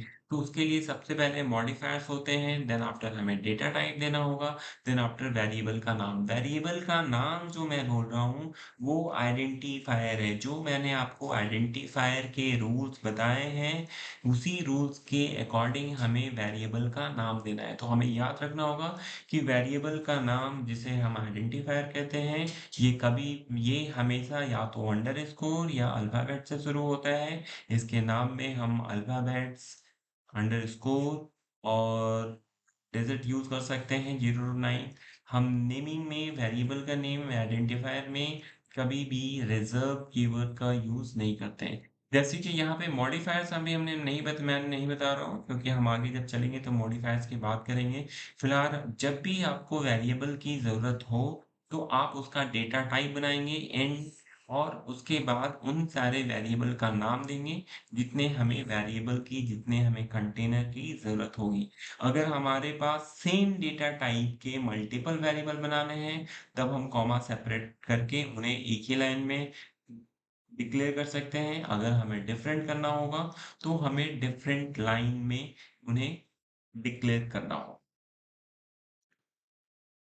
जैसे अगर हम मेमोरी लोकेशन की बात करें, मेमोरी कैसे, जैसे मैंने एक वेरिएबल बनाया, तो इसमें देखिए सबसे पहले रैम होगा।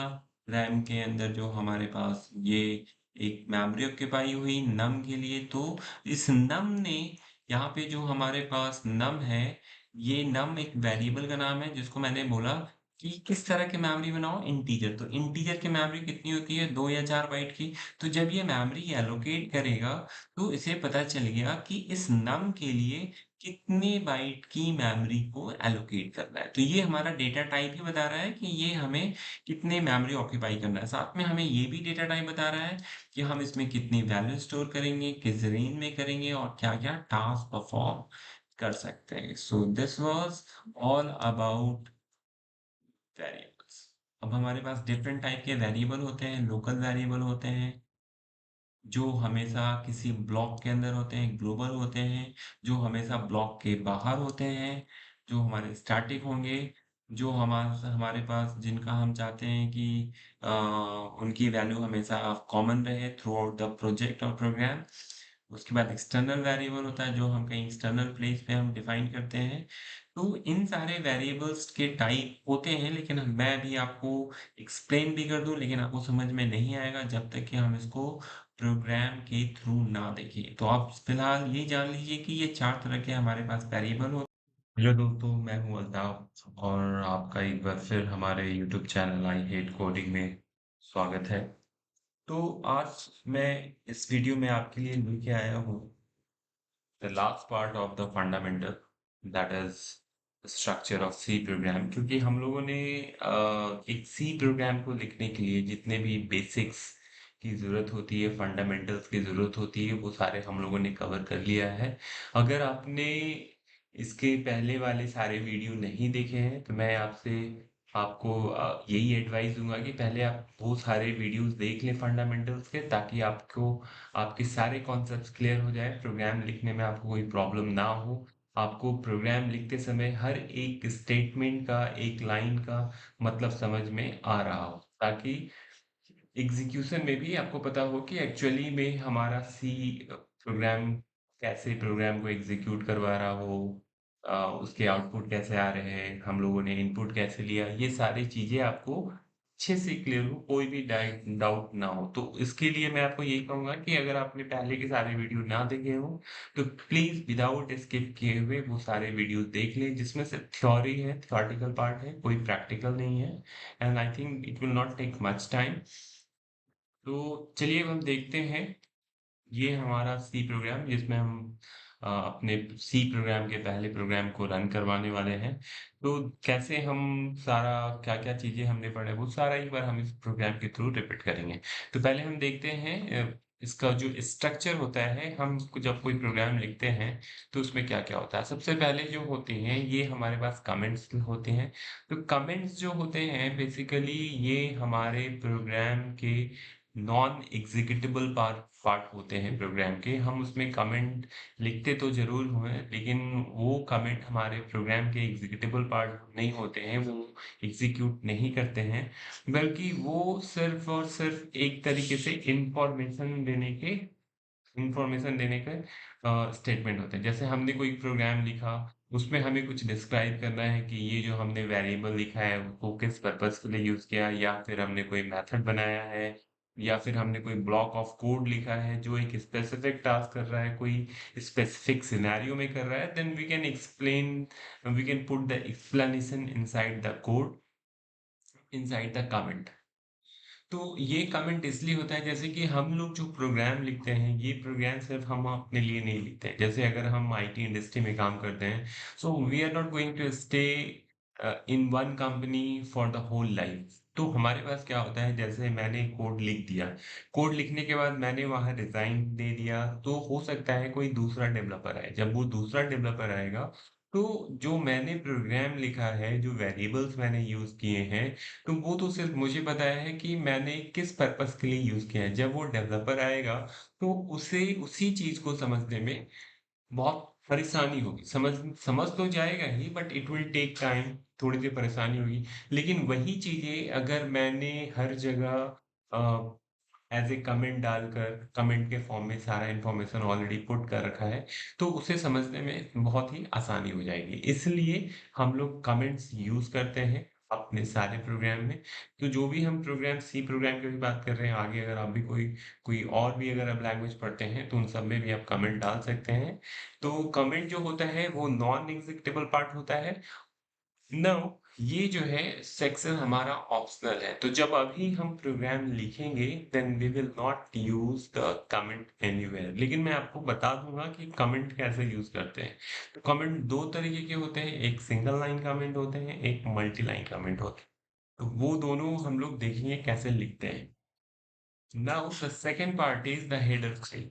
क्योंकि हम जो प्रोग्राम लिख रहे हैं उसमें बहुत सारे हम ऐसे फंक्शंस यूज करने वाले हैं जो सी के प्री डिफाइंड है, और जितने भी हम लोग कीवर्ड, मेथड्स जो प्री डिफाइंड यूज़ कर रहे हैं, डेफ़िनेटली जब हमारा प्रोग्राम जब एग्ज़ीक्यूट होगा, जब रन करेगा, तो वो सारे जो फंक्शंस मैंने यूज़ कर रखे होंगे अपने प्रोग्राम में, या हमने कोई कीवर्ड डिफाइन कर रखा होगा, तो उन सब का डेफ़िनेशन हमारा जो लिंकर है, जब वो कंपाइल करेगा, तो वो सारा ढूँढेगा कि आखिर ये चीज़ें कहाँ हैं। तो उसके लिए हम लोग हेडर फ़ाइल यूज़ करते हैं।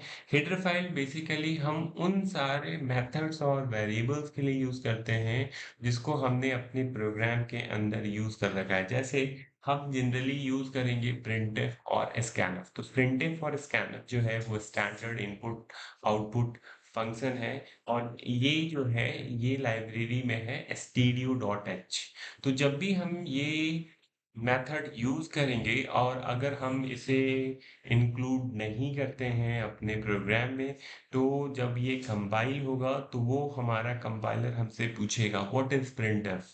तो अगर हमने खुद से कहीं डिफाइन कर रखा है तो तब तो उसे वो डेफिनेशन मिल जाएगा and he will be satisfied. So compiler will not ask anything for any methods जो हमने यूज़ कर रखा होगा। लेकिन अगर वो नहीं मिलेगा तो वो आपसे पूछेगा कहाँ है? इसकी डेफिनेशन क्या है? ये कैसे टास्क परफॉर्म कर रहा है? इसके अंदर क्या लॉजिक लिखा हुआ है? He will that means compiler will ask everything. तो ये हो गया हमारे पास हेडर फाइल जो कि मैंडेटरी है, इसके बिना हम काम नहीं कर पाएँगे। और ये हेडर फाइल्स हम बहुत सारे 1, 2, 3, 4 किसी भी नंबर में ऐड कर सकते हैं। It depends upon the methods used in our C program. उसके बाद हमारे पास प्रोटोटाइप ऑफ द मेथड होता है जो कि ऑप्शनल है, जिसको हम देखेंगे जब हम मेथड डिफाइन करेंगे, मेथड को हम लोग पढ़ेंगे तब। Now the part is declaration of global variable. Declaration of global variable means हमारे पास वैसे भी वेरिएबल्स होंगे जिसको हम throughout multiple file access करना चाहते हैं, जो कि ये ऑप्शनल है, जिसको हम बाद में देखेंगे। इसकी ज़रूरत अभी हमें नहीं, जब हम वेरिएबल पढ़ेंगे सारे type then we will talk about this. उसके बाद हमारे पास the most important thing is the void main. The void main is the entry point for the program execution. और ये जो हमारा प्रोग्राम एग्जीक्यूशन का एंट्री पॉइंट है, इसके बिना हमारा प्रोग्राम नहीं रन कर सकता है। इसके नेम में हम कोई भी चेंजेस नहीं कर सकते हैं, क्योंकि अगर हमने इसके नेम को चेंज कर दिया तो जो हमारा एग्जीक्यूटर है, जो हमारा एग्जीक्यूशन शुरू होता है, वो मेन मेथड से ही होता है। अगर मेन मेथड नहीं होगा देन हमारा प्रोग्राम रन नहीं करेगा। इसके बाद हमारे पास मेन मेथड के अंदर हम पहले वेरिएबल को डिक्लेयर करते हैं। जो भी हमारे पास वेरिएबल्स होंगे, देन आफ्टर उसकी बॉडी डिफाइन करेंगे, और बॉडी डिफाइन करने के बाद वो सारा फंक्शनलिटी दैट्स इट। तो ये है हमारे स्ट्रक्चर का प्रोग्राम। अब हम देखते हैं इसको थोड़ा सा प्रैक्टिकली। तो पहले हम सिंटेक्स देख लें। कमेंट ये हमारा सिंगल लाइन कमेंट होता है। स्लैश स्टार स्टार स्लैश, ये सिंगल लाइन और मल्टी लाइन दोनों के लिए यूज होता है। सिंगल लाइन भी मैं आपको करके दिखाऊंगा। This syntax is for multi line comment. ये हमारे पास किसी भी हेडर फाइल्स को इंक्लूड करने का सिंटेक्स है। दैट मीन्स जब भी हम किसी हेडर फाइल को इंक्लूड करते हैं तो हमें लिखना होता है हैश इंक्लूड, और ये एंगुलर ब्रैकेट के अंदर हमें उस लाइब्रेरी का नाम लिखना होता है। तो हम जितनी चाहें उतनी यूज़ कर सकते हैं। तो आपको ये सिंटेक्स याद रखना है, जब भी किसी लाइब्रेरी को अगर आप अपने प्रोग्राम में इंक्लूड करना चाहते हैं, then the syntax is hash include. Hash include के साथ आपको उस लाइब्रेरी के नेम को स्पेसिफाई करना होगा जो आपके पास अवेलेबल है या जो आप यूज करना चाहते हैं। उसके बाद हमारे पास वॉइड मेन होगी। देन आफ्टर इसके हम लोग बॉडी के अंदर declaration of all the variables. तो सी में अगर हम देखें तो जितने भी वेरिएबल्स हम अपने प्रोग्राम में यूज करने वाले होते हैं, वो सारे के सारे वेरिएबल्स को हमें एट द टॉप डिफाइन करना होता है। Then after we will write body, then after closing, so that's it. So this is a simple program. ये हमारा एक सिंपल प्रोग्राम है। अब हम इसको प्रैक्टिकली करके देखते हैं सारी चीजें, कि हम कैसे प्रोग्राम को रन करते हैं। तो चलिए देखते हैं सारी चीजें प्रैक्टिकली। प्रोग्राम को रन करने के लिए हम VS कोड यूज करने जा रहे हैं। मैंने अपने एक वीडियो में पहले ही आप लोगों को बता रखा है कि VS कोड को कैसे हम कॉन्फ़िगर करते हैं। और कैसे हम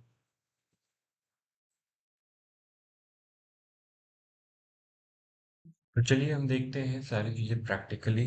अभी तक जितने भी हमने थियोरेटिकल पार्ट पढ़े हैं, फंडामेंटल्स जो भी पढ़े हैं, वो सारे फंडामेंटल्स के थियोरेटिकल पार्ट्स अब हम प्रैक्टिकली देखने वाले हैं। तो इसके लिए मैं जो हूँ VS code as a editor use करने वाला हूँ। तो इसके सेटअप का जो प्रोसेस है, मैंने आपको ऑलरेडी बता रखा है। एक वीडियो में आप चाहें तो वहाँ देख सकते हैं, उसका डिस्क्रिप्शन मैं लिंक में दे भी दूंगा। तो चलिए हम देखते हैं सारी की सारी चीज़ें। तो जैसे कि मैंने प्रोग्राम का स्ट्रक्चर बनाने के लिए बताया, सबसे पहले एक मैं फाइल बना लेता हूँ, hello.c। तो आपको सबसे पहले इस चीज का ध्यान रखना होगा कि हम जो भी सी प्रोग्राम बनाते हैं, सी प्रोग्राम की फाइल बनाते हैं, उसका फाइल का एक्सटेंशन डॉट सी होता है। तो ये एक्सटेंशन होता है क्या? बेसिकली डॉट एक्सटेंशन क्या होता है कि किसी फाइल का फॉर्मेट या उसमें रह रहे इंफॉर्मेशन का हमें डिटेल पता चल जाता है डॉट उसके एक्सटेंशन देखकर। जैसे अगर कोई वर्ड फाइल है तो डॉट वर्ड होगा, डॉक डॉक फाइल होता है, या फिर कोई जावा फाइल होती है तो डॉट जावा फाइल होती है, डॉट जेपीजी, पीएनजी, ये सब हम लोग एक्सटेंशन देख के उसमें पता कर सकते हैं कि उसमें किस टाइप के इंफॉर्मेशन स्टोर है। उसी तरीके से जब भी हम कोई सी का प्रोग्राम बनाते हैं तो हमें इस चीज़ का ध्यान रखना है कि उस फाइल का एक्सटेंशन हमेशा डॉट सी हो। हालांकि हम डॉट सीपीपी रख देंगे तब भी ये प्रोग्राम रन करेगा। CPP stand for C plus plus, लेकिन हम यहाँ पे सी प्लस प्लस के प्रोग्राम रन नहीं कर रहे हैं, तो हम डॉट सी ही यूज करने वाले हैं। तो मैंने आपको प्रोग्राम का जो स्ट्रक्चर बताया था कि सबसे पहले हम कमेंट्स यूज करते हैं। तो कमेंट्स क्या होते हैं? कमेंट्स एक नॉन एग्जीक्यूटेबल स्टेटमेंट होते हैं हमारे प्रोग्राम में, जिनका एग्जीक्यूशन में कोई रोल नहीं होता है, बट हम उन्हें यूज करते हैं इंफॉर्मेशन प्रोवाइड करने का। तो इंफॉर्मेशन क्या होता है? जैसे हमने कोई वेरिएबल बनाया, उस वेरिएबल को हम किस पर्पस के लिए यूज कर रहे हैं, उसकी कब वैल्यू इनिशियलाइज हो रही है, या फिर कहीं स्पेसिफिकेशन में उसकी जो है आ रही होती है, तो उस केस में जो है हम उस वेरिएबल के बारे में सारा इंफॉर्मेशन जो है हम स्टोर कर सकते हैं। उसका सारा इंफॉर्मेशन जो है हम कमेंट में एक्सप्लेन कर सकते हैं। जैसे कोई हमने वेरिएबल बनाया, उसके बारे में उसका यूजेस क्या है, वो सारा यूजेज जो है हम कमेंट में इंफॉर्मेशन दे सकते हैं। दूसरा यूजेज कमेंट का ये है कि सपोज कर लिए कि हम जो है सॉफ्टवेयर बना रहे हैं, डेफिनेटली हम किसी न किसी ऑर्गेनाइजेशन में करेंगे काम। तो ये कोई ज़रूरी नहीं है कि हम उस ऑर्गेनाइजेशन में हमेशा के लिए हो सकता है आज हम हैं कल हम ना रहें। तो हमने जो प्रोग्राम उसमें जो लिखा है, उसमें जो वेरिएबल डिक्लेयर किए हैं, उसमें जो मेथड हमने बनाए हैं, वो सारे हमने अपने अंडरस्टैंडिंग के हिसाब से बनाए हैं। हमने उन वेरिएबल्स को जो प्रोग्राम में हमने यूज किया है, उन वेरिएबल्स को हम लोगों ने ने थिंकिंग लॉजिक के अकॉर्डिंग उसे यूज किया है। तो जो दूसरा डेवलपर जो आएगा, जो उस कोड को यूज करेगा, अगर हमने उसमें कमेंट नहीं डाला होगा तो वो उसे समझ पाएगा, लेकिन उसे थोड़ी-सी परेशानी होगी। समझने के लिए वो समझ सकता है, कोड देखकर हम कुछ भी पढ़ सकते हैं, समझ सकते हैं कि कैसे काम हो रहा है। लेकिन कमेंट होने से क्या होता है कि सारी चीज़ें आसान हो जाती हैं। हम कमेंट देखकर समझ सकते हैं, लॉजिक भी समझ सकते हैं कि कौन-सा मेथड कैसे काम कर रहा है, उसके लॉजिक क्या लिखे हैं, उसका पर्पस क्या है, वेरिएबल हम लोग क्यों डिक्लेयर कर रहे हैं, किस पर्पस के लिए यूज़ कर रहे हैं। तो ये सारी चीज़ें हम कमेंट में ही करते हैं। तो कमेंट बेसिकली हम पूरे प्रोग्राम फाइल में कहीं भी लिख सकते हैं। तो हमारे प्रोग्राम को कमेंट लिखने के लिए दो तरीके हैं। एक होता है single line comment, single line करने के लिए डबल स्लैश यूज करते हैं। सो this is what single line comment. दूसरा तरीका होता है multi line comment. Multi line comment करने का ये हमारा तरीका है। इसके अंदर हम हम मल्टी तो ये हमारा जो है मल्टी लाइन कमेंट करने का तरीका है। अब ये सारे जो पार्ट हैं, ये ऑप्शन है जिनको हम कहीं यूज करने वाले नहीं है फिलहाल। उसके बाद मैंने बताया था हेडर फाइल यूज़ इंक्लूड करने के लिए, तो हेडर फाइल हम कैसे इंक्लूड करते हैं, उसके लिए हमारा सिंटैक्स होता है hash include then header file का नाम। तो हेडर फाइल का नाम होता है stdio.h stdio.h। ये हेडर फाइल हमें कैसे पता चलेगा कौन सा हमें हेडर फाइल यूज करना है? तो हेडर फाइल का इंफॉर्मेशन जो है, हम जो मेथड यूज करने वाले हैं, कौन सा मेथड यूज करने वाले हैं, उस पर डिपेंड करता है। वो मेथड कौन से लाइब्रेरी में है, उसको हमें यूज करना होगा। जैसे सपोज कर लीजिए कि मैं अभी एक प्रोग्राम लिख रहा हूँ, इस प्रोग्राम में मैंने कोई भी हेडर फाइल यूज नहीं किया और मैंने एक मैसेज प्रिंट करवा दिया, प्रिंट एफ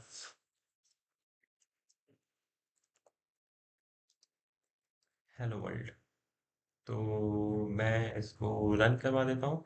तो देखिए यहाँ पे देखने वाली चीज़ है कि मैंने कोई हेडर फाइल यूज़ नहीं किया, फिर भी ये प्रोग्राम जो है ये रन हो जाएगा, इसका आउटपुट आ जाएगा कुछ वार्निंग के साथ। जैसे यहाँ पे देखा गया कि प्रिंटफ फंक्शन हम लोगों ने यूज़ किया है, लेकिन हमने इसका कोई भी स्टेट लाइब्रेरी हमने इंक्लूड नहीं किया है। तो यहाँ पे ये क्या है, एरर बता भी रहा है कि इसके लिए हम लोगों ने कोई भी डिक्लेरेशन फंक्शन कोई डिफाइन नहीं किया है, कहीं से नहीं मिल रहा है। तो ये कैसे वर्क कैसे कर रहा है, ये एक्चुअली इसने बताया भी है कि हमें इंक्लूड करने की जरूरत है studio.h। तो एक तो तरीका है कि हम इसमें इंक्लूड कर दें, दूसरा हम इंक्लूड नहीं भी करेंगे तब भी ये वार्निंग के साथ रन करेगा। देख सकते हैं कि अब जो है हमारे पास कोई भी नहीं आ रहा है वार्निंग, ये स्मूथली, क्योंकि हम लोगों ने हेडर फाइल को इंक्लूड किया। So this is the important part for the program. जब भी हम कोई प्रोग्राम लिखते हैं तो हमें हेडर फाइल इंक्लूड करता है, क्योंकि इंक्लूड करना होता है, क्योंकि हेडर फाइल के अंदर ही जो भी हम pre defined methods keyword use कर रहे होते हैं, उन सारे का डेफिनेशंस हमारे कंपाइलर को इसी हेडर फाइल के थ्रू मिलता है। नाउ जितने भी प्रोग्राम होते हैं, सारे प्रोग्राम के एक डिफ़ॉल्ट लाइब्रेरी होते हैं जिनको हमें डालने की ज़रूरत नहीं होती है। वो ऑटोमेटिक जो है उस प्रोग्राम में वो जो कंपाइलर है खुद से डाल देता है। तो उसी तरीके से जैसे जावा के जो है java.lang पैकेज होता है, वो पैकेज हमें कभी इंक्लूड करने की ज़रूरत नहीं पड़ती है। जावा का जो कंपाइलर है, जब हम कंपाइल करते हैं तो वो ऑटोमेटिक वो क्या करता है, खुद से डाल देता है। क्योंकि जब कोई भी सिस्टम बन रहा होता है, जैसे कोई भी लैंग्वेज हम जो बना रहे होते हैं, उन्हें पता होता है कि कुछ-कुछ ऐसे कीवर्ड्स हैं, जिनके बिना हमारा प्रोग्राम रन होगा ही नहीं, इट इज़ इम्पॉसिबल। तो वो वाले कीवर्ड उनको डालने ही होंगे। तो उनको डालने के लिए उनको पता है कि ये सारे कुछ कॉमन चीज़ें हैं, जिनका यूज़ बहुत ज़्यादा डेवलपर फ्रीक्वेंटली यूज़ करेंगे। तो वो सारे कॉमन चीज़ों को उन्होंने एक लाइब्रेरी में डाल दिया और वो लाइब्रेरी खुद से वो बाय डिफ़ॉल्ट डाल देते हैं। तो वही चीज़ है, यहाँ पे हमें इंक्लूड studio.h किया है हमने। अगर हम किसी भी फ़ाइल को .c से सेव करते हैं, तो हमें हेडर फ़ाइल जो है, वो सारे हेडर फ़ाइल मतलब जो डिफ़ॉल्ट वाले हैं, उनको इंक्लूड करने की ज़रूरत नहीं है। वो ऑटोमैटिक हमारा कंपाइलर ऐड करता है। जैसे कि ये studio.h जो होता है, ये डिफ़ॉल्ट होता है, हमें ऐड करने की ज़रूरत नहीं पड़ती है। .c से फ़ाइल सेव करने के साथ ही ये हमारा हेडर फ़ाइल ऑटोमैटिक इंक्लूड हो जाता है। तो ये तो था हमारा हेडर फ़ाइल की बात। इसके बाद हमने एक प्रोग्राम बना लिया, इसे रन करवा के देख लिया। अब हम सबसे पहले समझते हैं कैसे स्क्रीन पे कोई भी मैसेज प्रिंट करते हैं, क्योंकि हमारे पास देखिए, हम जो प्रोग्राम बना रहे हैं वो यूज़र के लिए बना रहे हैं। तो यूज़र जितनी अच्छे तरीके से हमारे एप्लीकेशन को समझेगा, उतने अच्छे तरीके से वो उसे यूज़ कर सकता है। तो हमें क्या करना होगा कि यूज़र अच्छे से समझे, इनपुट अच्छे से डाले, जो उसका आउटपुट है उसे अच्छे से समझ सके कि वो एप्लीकेशन क्या आउटपुट दे रहा है। तो उसके लिए क्या होगा कि हमें पूरे अच्छे तरीके से मैसेज दिखाना होगा एप्लीकेशन से। तो यहाँ पे भी हमें दिखाना होगा, तो हम यहाँ पे जो भी चीज़ें स्क्रीन पे, कंसोल पे, टर्मिनल पे, जहाँ पे भी हम मैसेज दिखाने वाले हैं, उसके लिए हम यहाँ प्रिंटफ फंक्शन यूज़ कर रहे हैं। ये प्रिंटफ फंक्शन जो है स्टैंडर्ड आउटपुट फंक्शन है, जो हमारे स्टैंडर्ड डिवाइस आउटपुट डिवाइस पे प्रिंट करता है। यहाँ हमारा स्टैंडर्ड आउटपुट डिवाइस टर्मिनल होगा, कमांड प्रॉम्प्ट होगा, जिसे हम कह रहे हैं वहीं पे हमें दिखाना होता है। तो कुछ भी मैसेज अगर हमें टर्मिनल पे या कमांड प्रॉम्प्ट पे या कंसोल पे दिखाना होगा, तो हमें प्रिंटफ यूज़ करना है। अब हमारे पास प्रिंटफ के बहुत सारे सिंटैक्स हैं, डिफरेंट डिफरेंट सिंटैक्स है, एक बार रिक्वायरमेंट के अकॉर्डिंग। तो सबसे पहला हमारा जो सिंटैक्स है, कि हम रिक्वायरमेंट है क्या, when we want to show only message.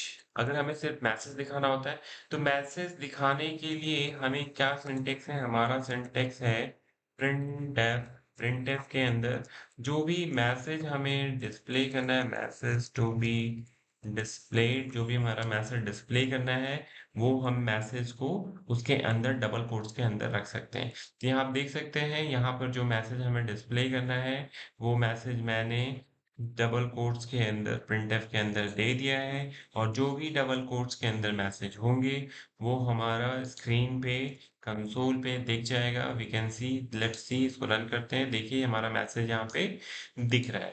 Now हमारे पास रिक्वायरमेंट आता है कि सारे मैसेज हम एक लाइन में नहीं, दो लाइन में दिखा सकते हैं। तो दो लाइन में मैसेज दिखाने के लिए हम लोगों को क्या करना होगा, यहाँ पे मैं मैसेज दे देता हूँ, I am in second line. तो अभी फिलहाल मैंने क्या किया कि अभी मैंने कुछ भी नहीं दिया, मैंने दो प्रिंटफ मैसेज लगा दिया है। अब इस प्रिंटफ को मैं रन करवाता हूँ। तो जब हम यहाँ पे रन करवा रहे हैं तो यहाँ पर हमने देखा कि दोनों मैसेज एक ही लाइन में आ रहे हैं। तो अगर हमें मैसेज के लाइन चेंज करना होता है देन हम यूज करते हैं slash n, this is called escape character. हम इसको यूज करके लाइन के मैसेज को चेंज करवा सकते हैं। ये हमारे लॉजिक पे डिपेंड करता है कि हम स्लैश एन कहाँ यूज करें, हमारे लॉजिक, हमारे रिक्वायरमेंट पे। जैसे ये स्लैश एन को मैं अगर यहाँ से कट करके इसके पहले भी लगा दूं तब भी हमारे पास सेम आउटपुट होगा। अगर हम और भी कहीं से लाइन को ब्रेक करके दूसरी लाइन में प्रिंट करवाना चाहते हैं then I can do this using this slash n. तो आप देख सकते हैं now it is coming three line. तो ये हमारा पहला फॉर्मेट है प्रिंटफ का। नाउ हमारे पास इसका दूसरा फॉर्मेट है कि हम लोग जो है, हमारी दूसरी रिक्वायरमेंट है कि हम कुछ वेरिएबल्स की वैल्यू शो करो, when we want to show variables value.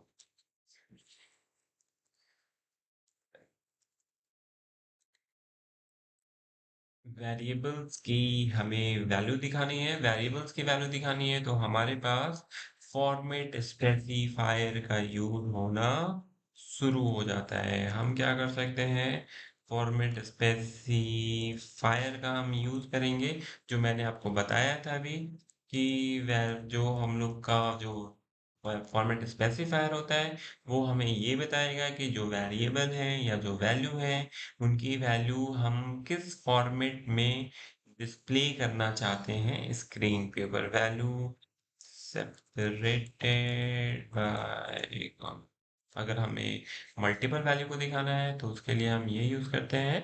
तो जैसे सपोज कर लीजिए ना, हम डिक्लेयरिंग वेरिएबल है, डिक्लेयरिंग वेरिएबल।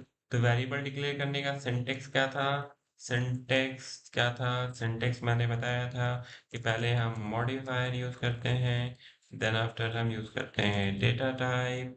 डेटा टाइप के बाद हमारे पास जो होता है वेरिएबल का नेम होता है। This is how we declare the variable. तो चलिए हम एक इंटीजर टाइप का वेरिएबल बनाते हैं। इंटीजर के लिए हमारे पास डेटा टाइप इंट है और वेरिएबल का नाम रखा मैंने नम, और उसको स्टार्टिंग वैल्यू दे दिया 10। मतलब जैसे ही मेमोरी बनेगी उसके अंदर हमारा 10 वैल्यू स्टोर हो जाएगा। अब मैं इस नंबर की वैल्यू को डिस्प्ले करना चाहता हूँ। तो मैंने जो मैसेज मुझे देना है मैंने मैसेज दे दिया, मैंने यहाँ पे लिख दिया value of num equals to, जहां मुझे वेरिएबल की वैल्यू देनी होती है वहां पे हम फॉर्मेट स्पेसिफायर यूज करते हैं। तो मैं चाहता हूं अभी इस नम की वैल्यू को किस फॉर्मेट में, इंटीजर फॉर्मेट में। इंटीजर फॉर्मेट का फॉर्मेट स्पेसिफायर परसेंट डी होता है, और यहाँ पे मुझे एक वैल्यू दिखाना है इसलिए मैंने यहाँ पे वेरिएबल का नाम दे दिया जिसकी वैल्यू। अब इस लाइन को थोड़ा सा मैं एलोबरेट कर देता हूँ ताकि आपको समझने में आसानी हो। यहाँ पे मैंने क्या किया, मैंने तो कहा कि जो मैसेज हम डबल कोट्स के अंदर लिखते हैं वो एज इट इज प्रेजेंट करते हैं, एक्सेप्ट जो होता है फॉर्मेट स्पेसिफायर। ये फॉर्मेट स्पेसिफायर एक तरीके से हमारे पास प्लेस होल्डर का काम करता है। ये एक प्लेस होल्डर है जहाँ पे हम किसी वेरिएबल की वैल्यू को दिखाना है। तो मैंने कंपाइलर को बोला कि ये प्लेस होल्डर है, इसको आप ऐसे मत प्रिंट करो, इसकी जगह किसी वेरिएबल की वैल्यू प्रिंट करो। तो कंपाइलर ने मुझसे पूछा किस वेरिएबल की? तो मैंने उससे को बताया कि यहाँ पर मैंने स्पेसिफाई कर रखा है, इसी वेरिएबल में जो भी वैल्यू है, उस वैल्यू को इंटीजर फॉर्मेट में प्रिंट करो। तो हम लोग चलिए देखते हैं, मैं इसको कर देता हूँ 65 ताकि मैं आपको कुछ और दूसरे फॉर्मेट में भी दिखा सकूँ। तो मैं इसको रन करवाता हूँ। पहले मैं स्क्रीन की क्लियर कर लेता हूँ। CLS now we need to run the program. तो जैसे ही हमने प्रोग्राम रन किया, हमारे पास ऊपर के 2 लाइन आ गए। उसके बाद ये हमारे पास वैल्यू दिखा गई। अब मैं चाहता हूँ कि ये जो है हमने डिफरेंट डिफरेंट फॉर्मेट स्पेसिफायर में पढ़ा था, तो मैं चाहता हूँ कि ये जो न्यूमेरिक वैल्यू है, मैं तो इसको नंबर के फॉर्मेट में, इंटीजर के फॉर्मेट में प्रोग्राम में स्टोर कर रहा हूँ, लेकिन मैं चाहता हूँ कि इसको हमारे कंसोल में कैरेक्टर फॉर्मेट में दिखाए। तो कैरेक्टर फॉर्मेट में हम कैसे दिखाते हैं? कैरेक्टर फॉर्मेट में दिखाने का मतलब है कि जो भी नंबर है उस वो किसी कैरेक्टर का एस्काई वैल्यू होगी। तो जिस कैरेक्टर का 65 एस्काई वैल्यू होगी, वो कैरेक्टर हमारा यहाँ प्रिंट हो जाएगा। Num value of num in char form, character format में। चलिए देखते हैं इसको रन करके। ये ए आना चाहिए, सी, ये हमारा ए का स्काई वैल्यू है। तो इस तरीके से हम लोग फॉर्मेट स्पेसिफायर यूज करते हैं डिस्प्ले करने के लिए किसी भी वेरिएबल की वैल्यू किस फॉर्मेट में हम डिस्प्ले करना चाहते हैं। ना ये तो हमारे पास एक वेरिएबल हुआ, हम चाहते हैं कि एक और नम हो। तो नम 2 लिख दिया मैंने और यहाँ इसकी वैल्यू दे दी 100। नाउ अब मैंने क्या किया, मुझे दो वेरिएबल की वैल्यू प्रिंट करनी है। तो दो वेरिएबल का वैल्यू प्रिंट या मल्टीपल वैल्यू की वैल्यू प्रिंट कैसे करना होगा हमें? तो उसके लिए हम जो मैसेज देना चाहते हैं वो मैसेज हम दे सकते हैं। मैसेज देने के बाद जहाँ पे मुझे वैल्यू की प्रिंट करना, जैसे वैल्यू है num1 कर देता हूँ, नम यहाँ पे 2 कर देता हूँ। मैं चाहता हूँ कि यहाँ पहले वाले और दोनों का फॉर्मेट मैं चाहता हूँ कि न्यूमेरिक हो। तो पहले वाले जिस सीक्वेंस में हम यहाँ पे फॉर्मेट स्पेसिफायर स्पेसिफाई करेंगे, उसी सीक्वेंस में हमें वेरिएबल, जैसे मैं चाहता हूँ कि पहले वाले में नम हो और दूसरे वाले में num2 हो। तो हम यहाँ पे देखते हैं, रन करवा के देखिए। यहाँ पे देखिए पहले वाले का 65 आ रहा है, दूसरे वाले का 100। अगर मैंने इसका ऑर्डर चेंज कर दिया तो हमें ऑर्डर चेंज किया हुआ यहाँ पे दिखेगा। तो यहाँ से मैं एक चीज आपको समझाने की कोशिश कर रहा हूँ कि जहाँ पे भी हम प्लेस होल्डर में फॉर्मेट स्पेसिफायर यूज करते हैं, तो हमें ये देखना होता है कि कौन से फॉर्मेट स्पेसिफायर पे हम कौन से वेरिएबल की वैल्यू प्रिंट करना चाहते हैं। तो ये हमारा 1 2, तो 1 का प्लेस होल्डर ये हो गया, 2 का नम हो गया। अब यहाँ पे देखिए यहाँ चेंज हो गया, ये यहाँ पे वैल्यू रिवर्स आ रही है। तो दिस ये होता है हमारे पास, ये हमारे पास होता है कैसे हम लोग फॉर्मेट कैरेक्टर को यूज करते हैं, कैसे एक से अधिक वेरिएबल की वैल्यू को प्रिंट करवा सकते हैं। तो ये था हमारे, अगर हमें सिर्फ वेरिएबल की वैल्यू प्रिंट करवानी है, तो वेरिएबल की वैल्यू प्रिंट करवाने के लिए हम लोग यहाँ पे सिर्फ वेरिएबल का कोई मैसेज नहीं दिखाना चाहते हैं हम, तो हम लोग यूज कर सकते हैं सिर्फ फॉर्मेट स्पेसिफायर। तो ये हो गया, देख सकते हैं सबसे पहले 65 आ रहा है। सो ये थे सारे पॉसिबल प्रिंटफ के सिंटेक्स और उनके यूजेस, हमें कैसे कैसे यूज करना हो। यहाँ पे हमें और भी देखने होंगे इसके सिंटेक्स। हम चाहें तो यहाँ पे फॉर्मेट स्पेसिफायर डिफरेंट, जैसे हमने फ्लोट यूज किया तो हमें %f यूज करना है। अगर हमने साइन यूज किया, साइन के लिए हमें कुछ यूज करने के बाय डिफॉल्ट ये साइन ही होते हैं। अनसाइंड यूज किया तो यू यूज करना होता है। डबल यूज किया तो %d यूज करना होता है। कैरेक्टर यूज किया तो सबके लिए हमें फॉर्मेट स्पेसिफायर यूज करता है। अगर आपके पास कोई भी डाउट्स हो या कोई क्वेश्चंस हो, तो आप क्या कर सकते हैं, कमेंट में डाल सकते हैं। I reply that. नाउ अब हम देखते हैं कि हम इनपुट कैसे लेते हैं। तो उसके लिए मैं एक नया क्लास बना लेता हूँ, एक नया फाइल बना लेता हूँ, input डॉट सी। तो यहाँ पे input डॉट सी में मैंने सबसे पहले हेडर फाइल यूज कर लेना है, include studio.h. Now we need to start the program. अब यहाँ पे मैं चाहता हूँ कि ए के अंदर कोई वेरिएबल, तो सबसे पहले वेरिएबल लूँ और उसको वेरिएबल कैसे हम लेते हैं वेरिएबल में इनपुट, उसको मैं दिखाने की कोशिश कर रहा हूँ आपको। तो मैंने क्या, एंटर नंबर, मैंने एक मैसेज डिस्प्ले किया जिससे यूजर समझ में आ जाएगा यूजर को कि हाँ मुझे नंबर इनपुट करना है। अब वो नंबर जब ये मैसेज देखिएगा तो यूजर नंबर डालेगा, यूजर जब नंबर डालेगा then we will catch it करने के लिए हमें क्या करना होगा, %d and then after we need to use address of A.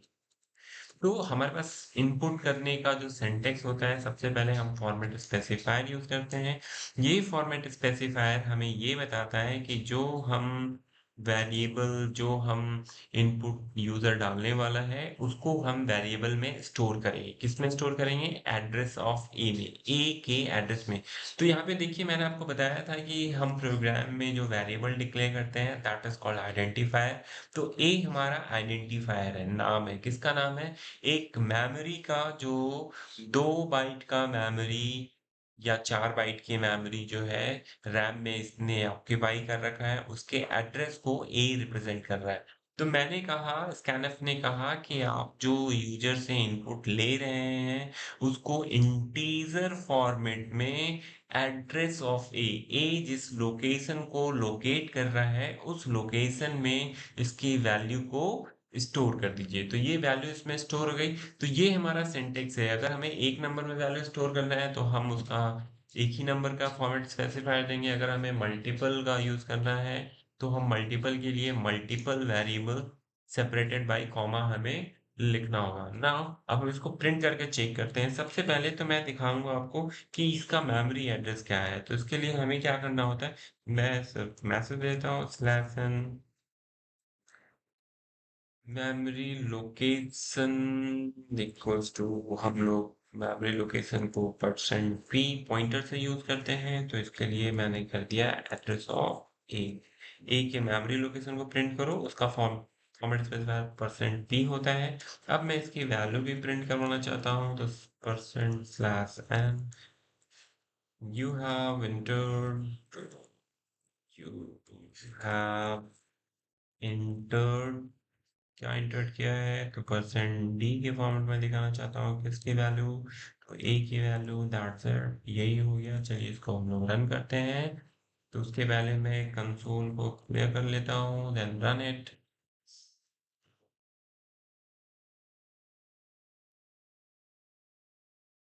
तो ये हमारा हो गया। आप देख रहे हैं इसने नंबर मांगा, मैंने इसे नंबर दिया।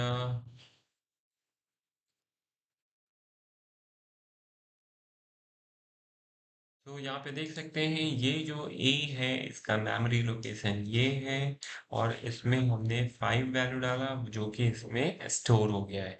तो इस तरीके से अगर सपोज कर लीजिए कि मुझे 2 वेरिएबल डिक्लेयर करना है सेम डेटा टाइप का, तो एक तरीका तो हमारा ऐसा है कि हम यहाँ पे भी वेरिएबल बना सकते हैं। लेकिन अगर डेटा टाइप सेम होता है तो हमें अलग से बनाने की जरूरत नहीं होती है, हम सेम लाइन में ही डिक्लेयर कर सकते हैं, लाइक ऐसे।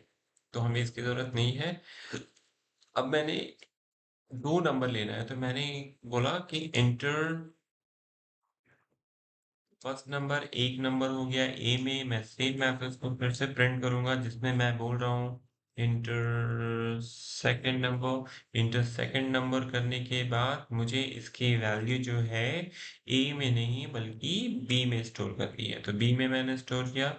तो अब मैं इसको रहने दो, print you have inter %d and %d। हम लोगों ने कहा कि आपने 2 नंबर डाला है, एक तो पहले वाले की जगह मैं ए की वैल्यू दिखाना चाहता हूँ, दूसरे वाले की जगह बी की वैल्यू दिखाना चाहता हूँ।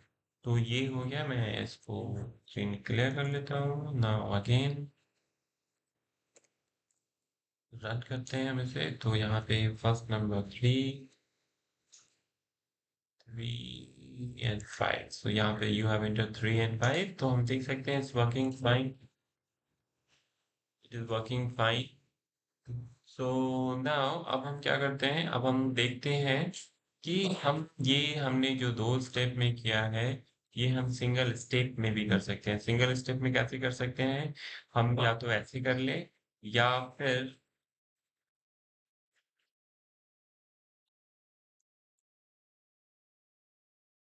हम इसको एक सिंगल स्टेप में भी कर सकते हैं। Print slash n enter two number, I can say directly. तो यहाँ पे क्या होगा, स्कैन अब मुझे दो नंबर लेना है, दोनों को इंटीजर फॉर्मेट में लेना है। तो %d पहले वाले की वैल्यू हमें लेनी है एड्रेस ऑफ ए में, दूसरे वाले की वैल्यू लेनी है एड्रेस ऑफ बी में। सो दिस इज हाउ हम ले सकते हैं। अब हमारे पास ऐसा भी हो सकता है कि हमारे नंबर के फॉर्मेट अलग हो, मैं वो भी दिखाऊंगा आपको। तो पहले हम इसे रन कर लें, it will work in the same way अभी जैसे काम कर रहा था। तो पहले मैंने इनपुट किया 5, देन 6, 5 इट्स शोइंग।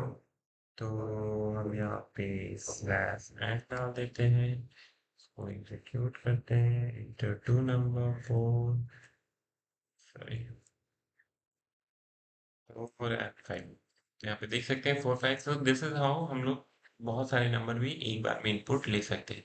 नाउ अगर हमारे पास फ्लोट नंबर लेना है, तो फ्लोट एफ लिया, और मैंने पहला नंबर तो हमने लिया इंटर टू नंबर, उसके बाद फिर मैंने मैसेज दिया इंटर डेसिमल नंबर।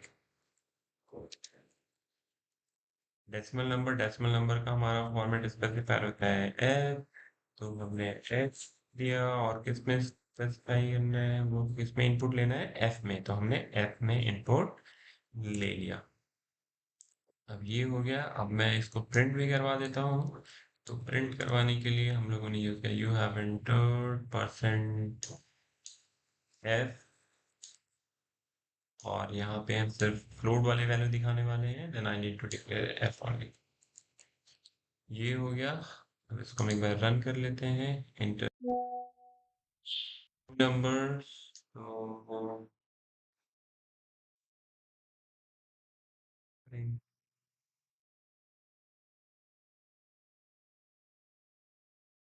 यहाँ पे ये 4 आ गया था, I need to run it again.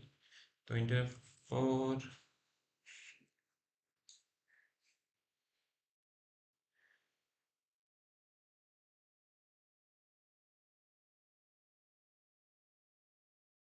फिर सोइंग देखिए, इसमें यहाँ से इसको हटा देता हूँ। एक बार फिर से मैं इसको रन करके दिखा देता हूँ आपको। यहाँ पे दो नंबर, पहले मैंने 4 डाला, इसको सपोज कर लीजिए कि मैंने पॉइंट का नंबर डाल दिया, लेकिन मैं तो बोल रहा हूँ कि वहां पे डेसिमल नहीं इंटीजर फॉर्मेट है, तो ये पॉइंट वाले पार्ट को नहीं लेगा। तो आप देख सकते हैं पहले वाले में इसने 4 लिया, 5 लिया, and you have entered decimal वाला पॉइंट, पॉइंट वाला 0.5 वाला पार्ट जो हमारा इसमें चला गया है। ठीक है, तो इसको एक बार फिर से रन करें, 4 देन 5 इंटर डेसिमल नंबर में हमने दिया 4.7। तो ये देखिए पॉइंट के बाद बाई डिफॉल्ट जो फ्लोट नंबर होता है वो 6 डिजिट दिखाता है, लेकिन हमें हर समय 6 डिजिट की जरूरत नहीं होगी। तो हम लोगों ने क्या पढ़ा था, हम लोगों ने पढ़ा था कि हमारे पास मॉडिफायर्स भी होते हैं। तो चलिए हम थोड़े से मॉडिफायर्स भी देख लेते हैं यहाँ पे। तो मैं चाहता हूँ कि जो हमारे पास इनपुट आए उसको सिर्फ पॉइंट के 2 डेसिमल को हम लोग दिखाएं, इसको हम लोग कहते हैं प्रिसीजन।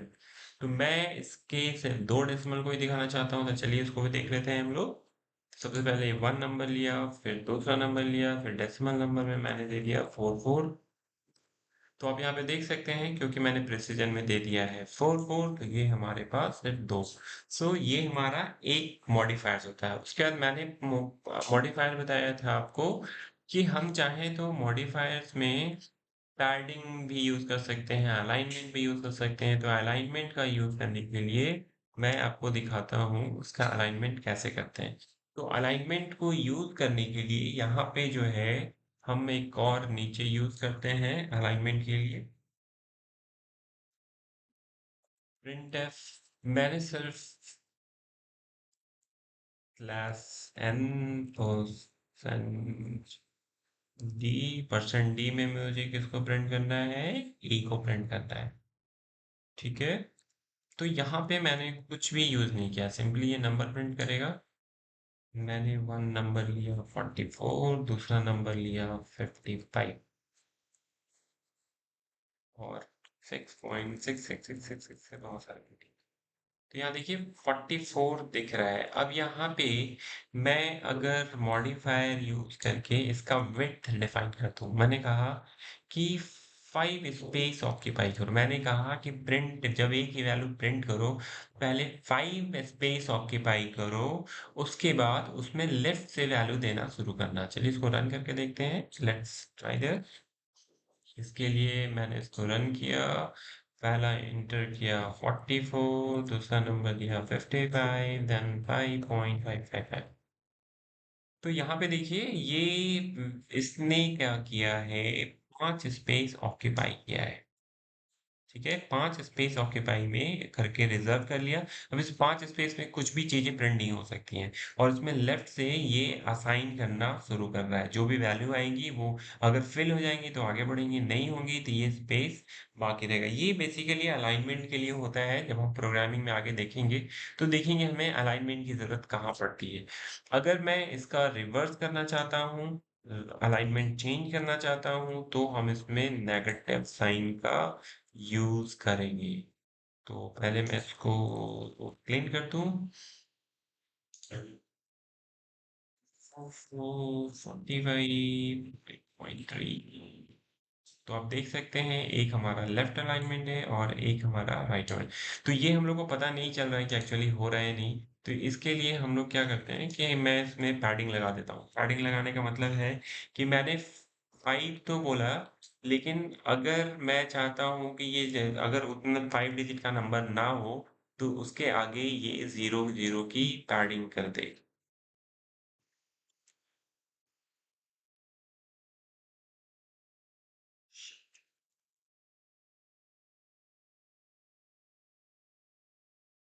यहाँ पे 5, 45, 5, तो यहाँ पे हम देख सकते हैं कि इसने पैडिंग लगा दिया है। पैडिंग हमेशा आगे की ही लगती है, पीछे कभी नहीं लगेगी। पीछे लगेगी तो इसकी वैल्यू चेंज हो जाएगी।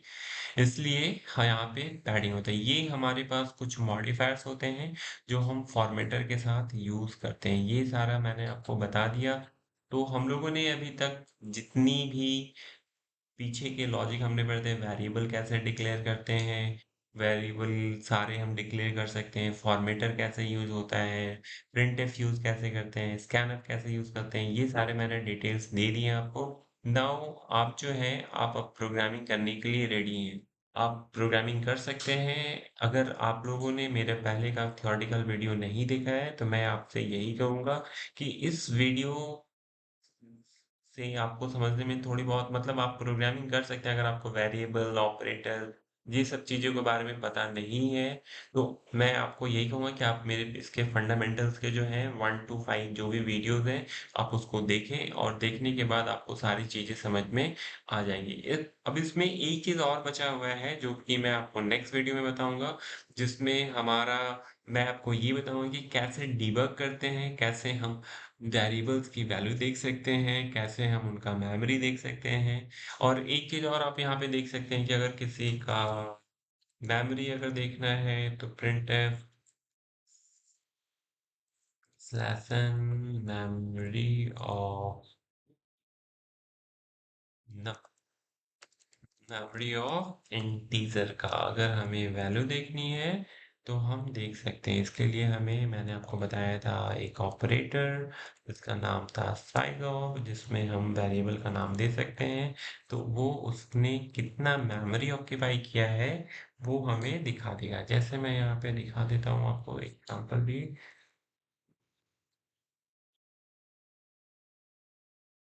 आप देख सकते हैं इंटीजर की मेमोरी 4 बाइट है। तो या तो आप यहाँ पे किसी भी डेटा टाइप के वेरिएबल को यूज कर सकते हैं या डायरेक्टली आप डेटा टाइप भी लिख सकते हैं। जैसे मैंने यहाँ पे लिख लिया डबल। तो मैंने जैसे ही डबल लिखा, अब मैं प्रिंट करूंगा तो हमारे पास जो है डबल की मेमोरी कितनी होती है वो हमें मिल जाएगा।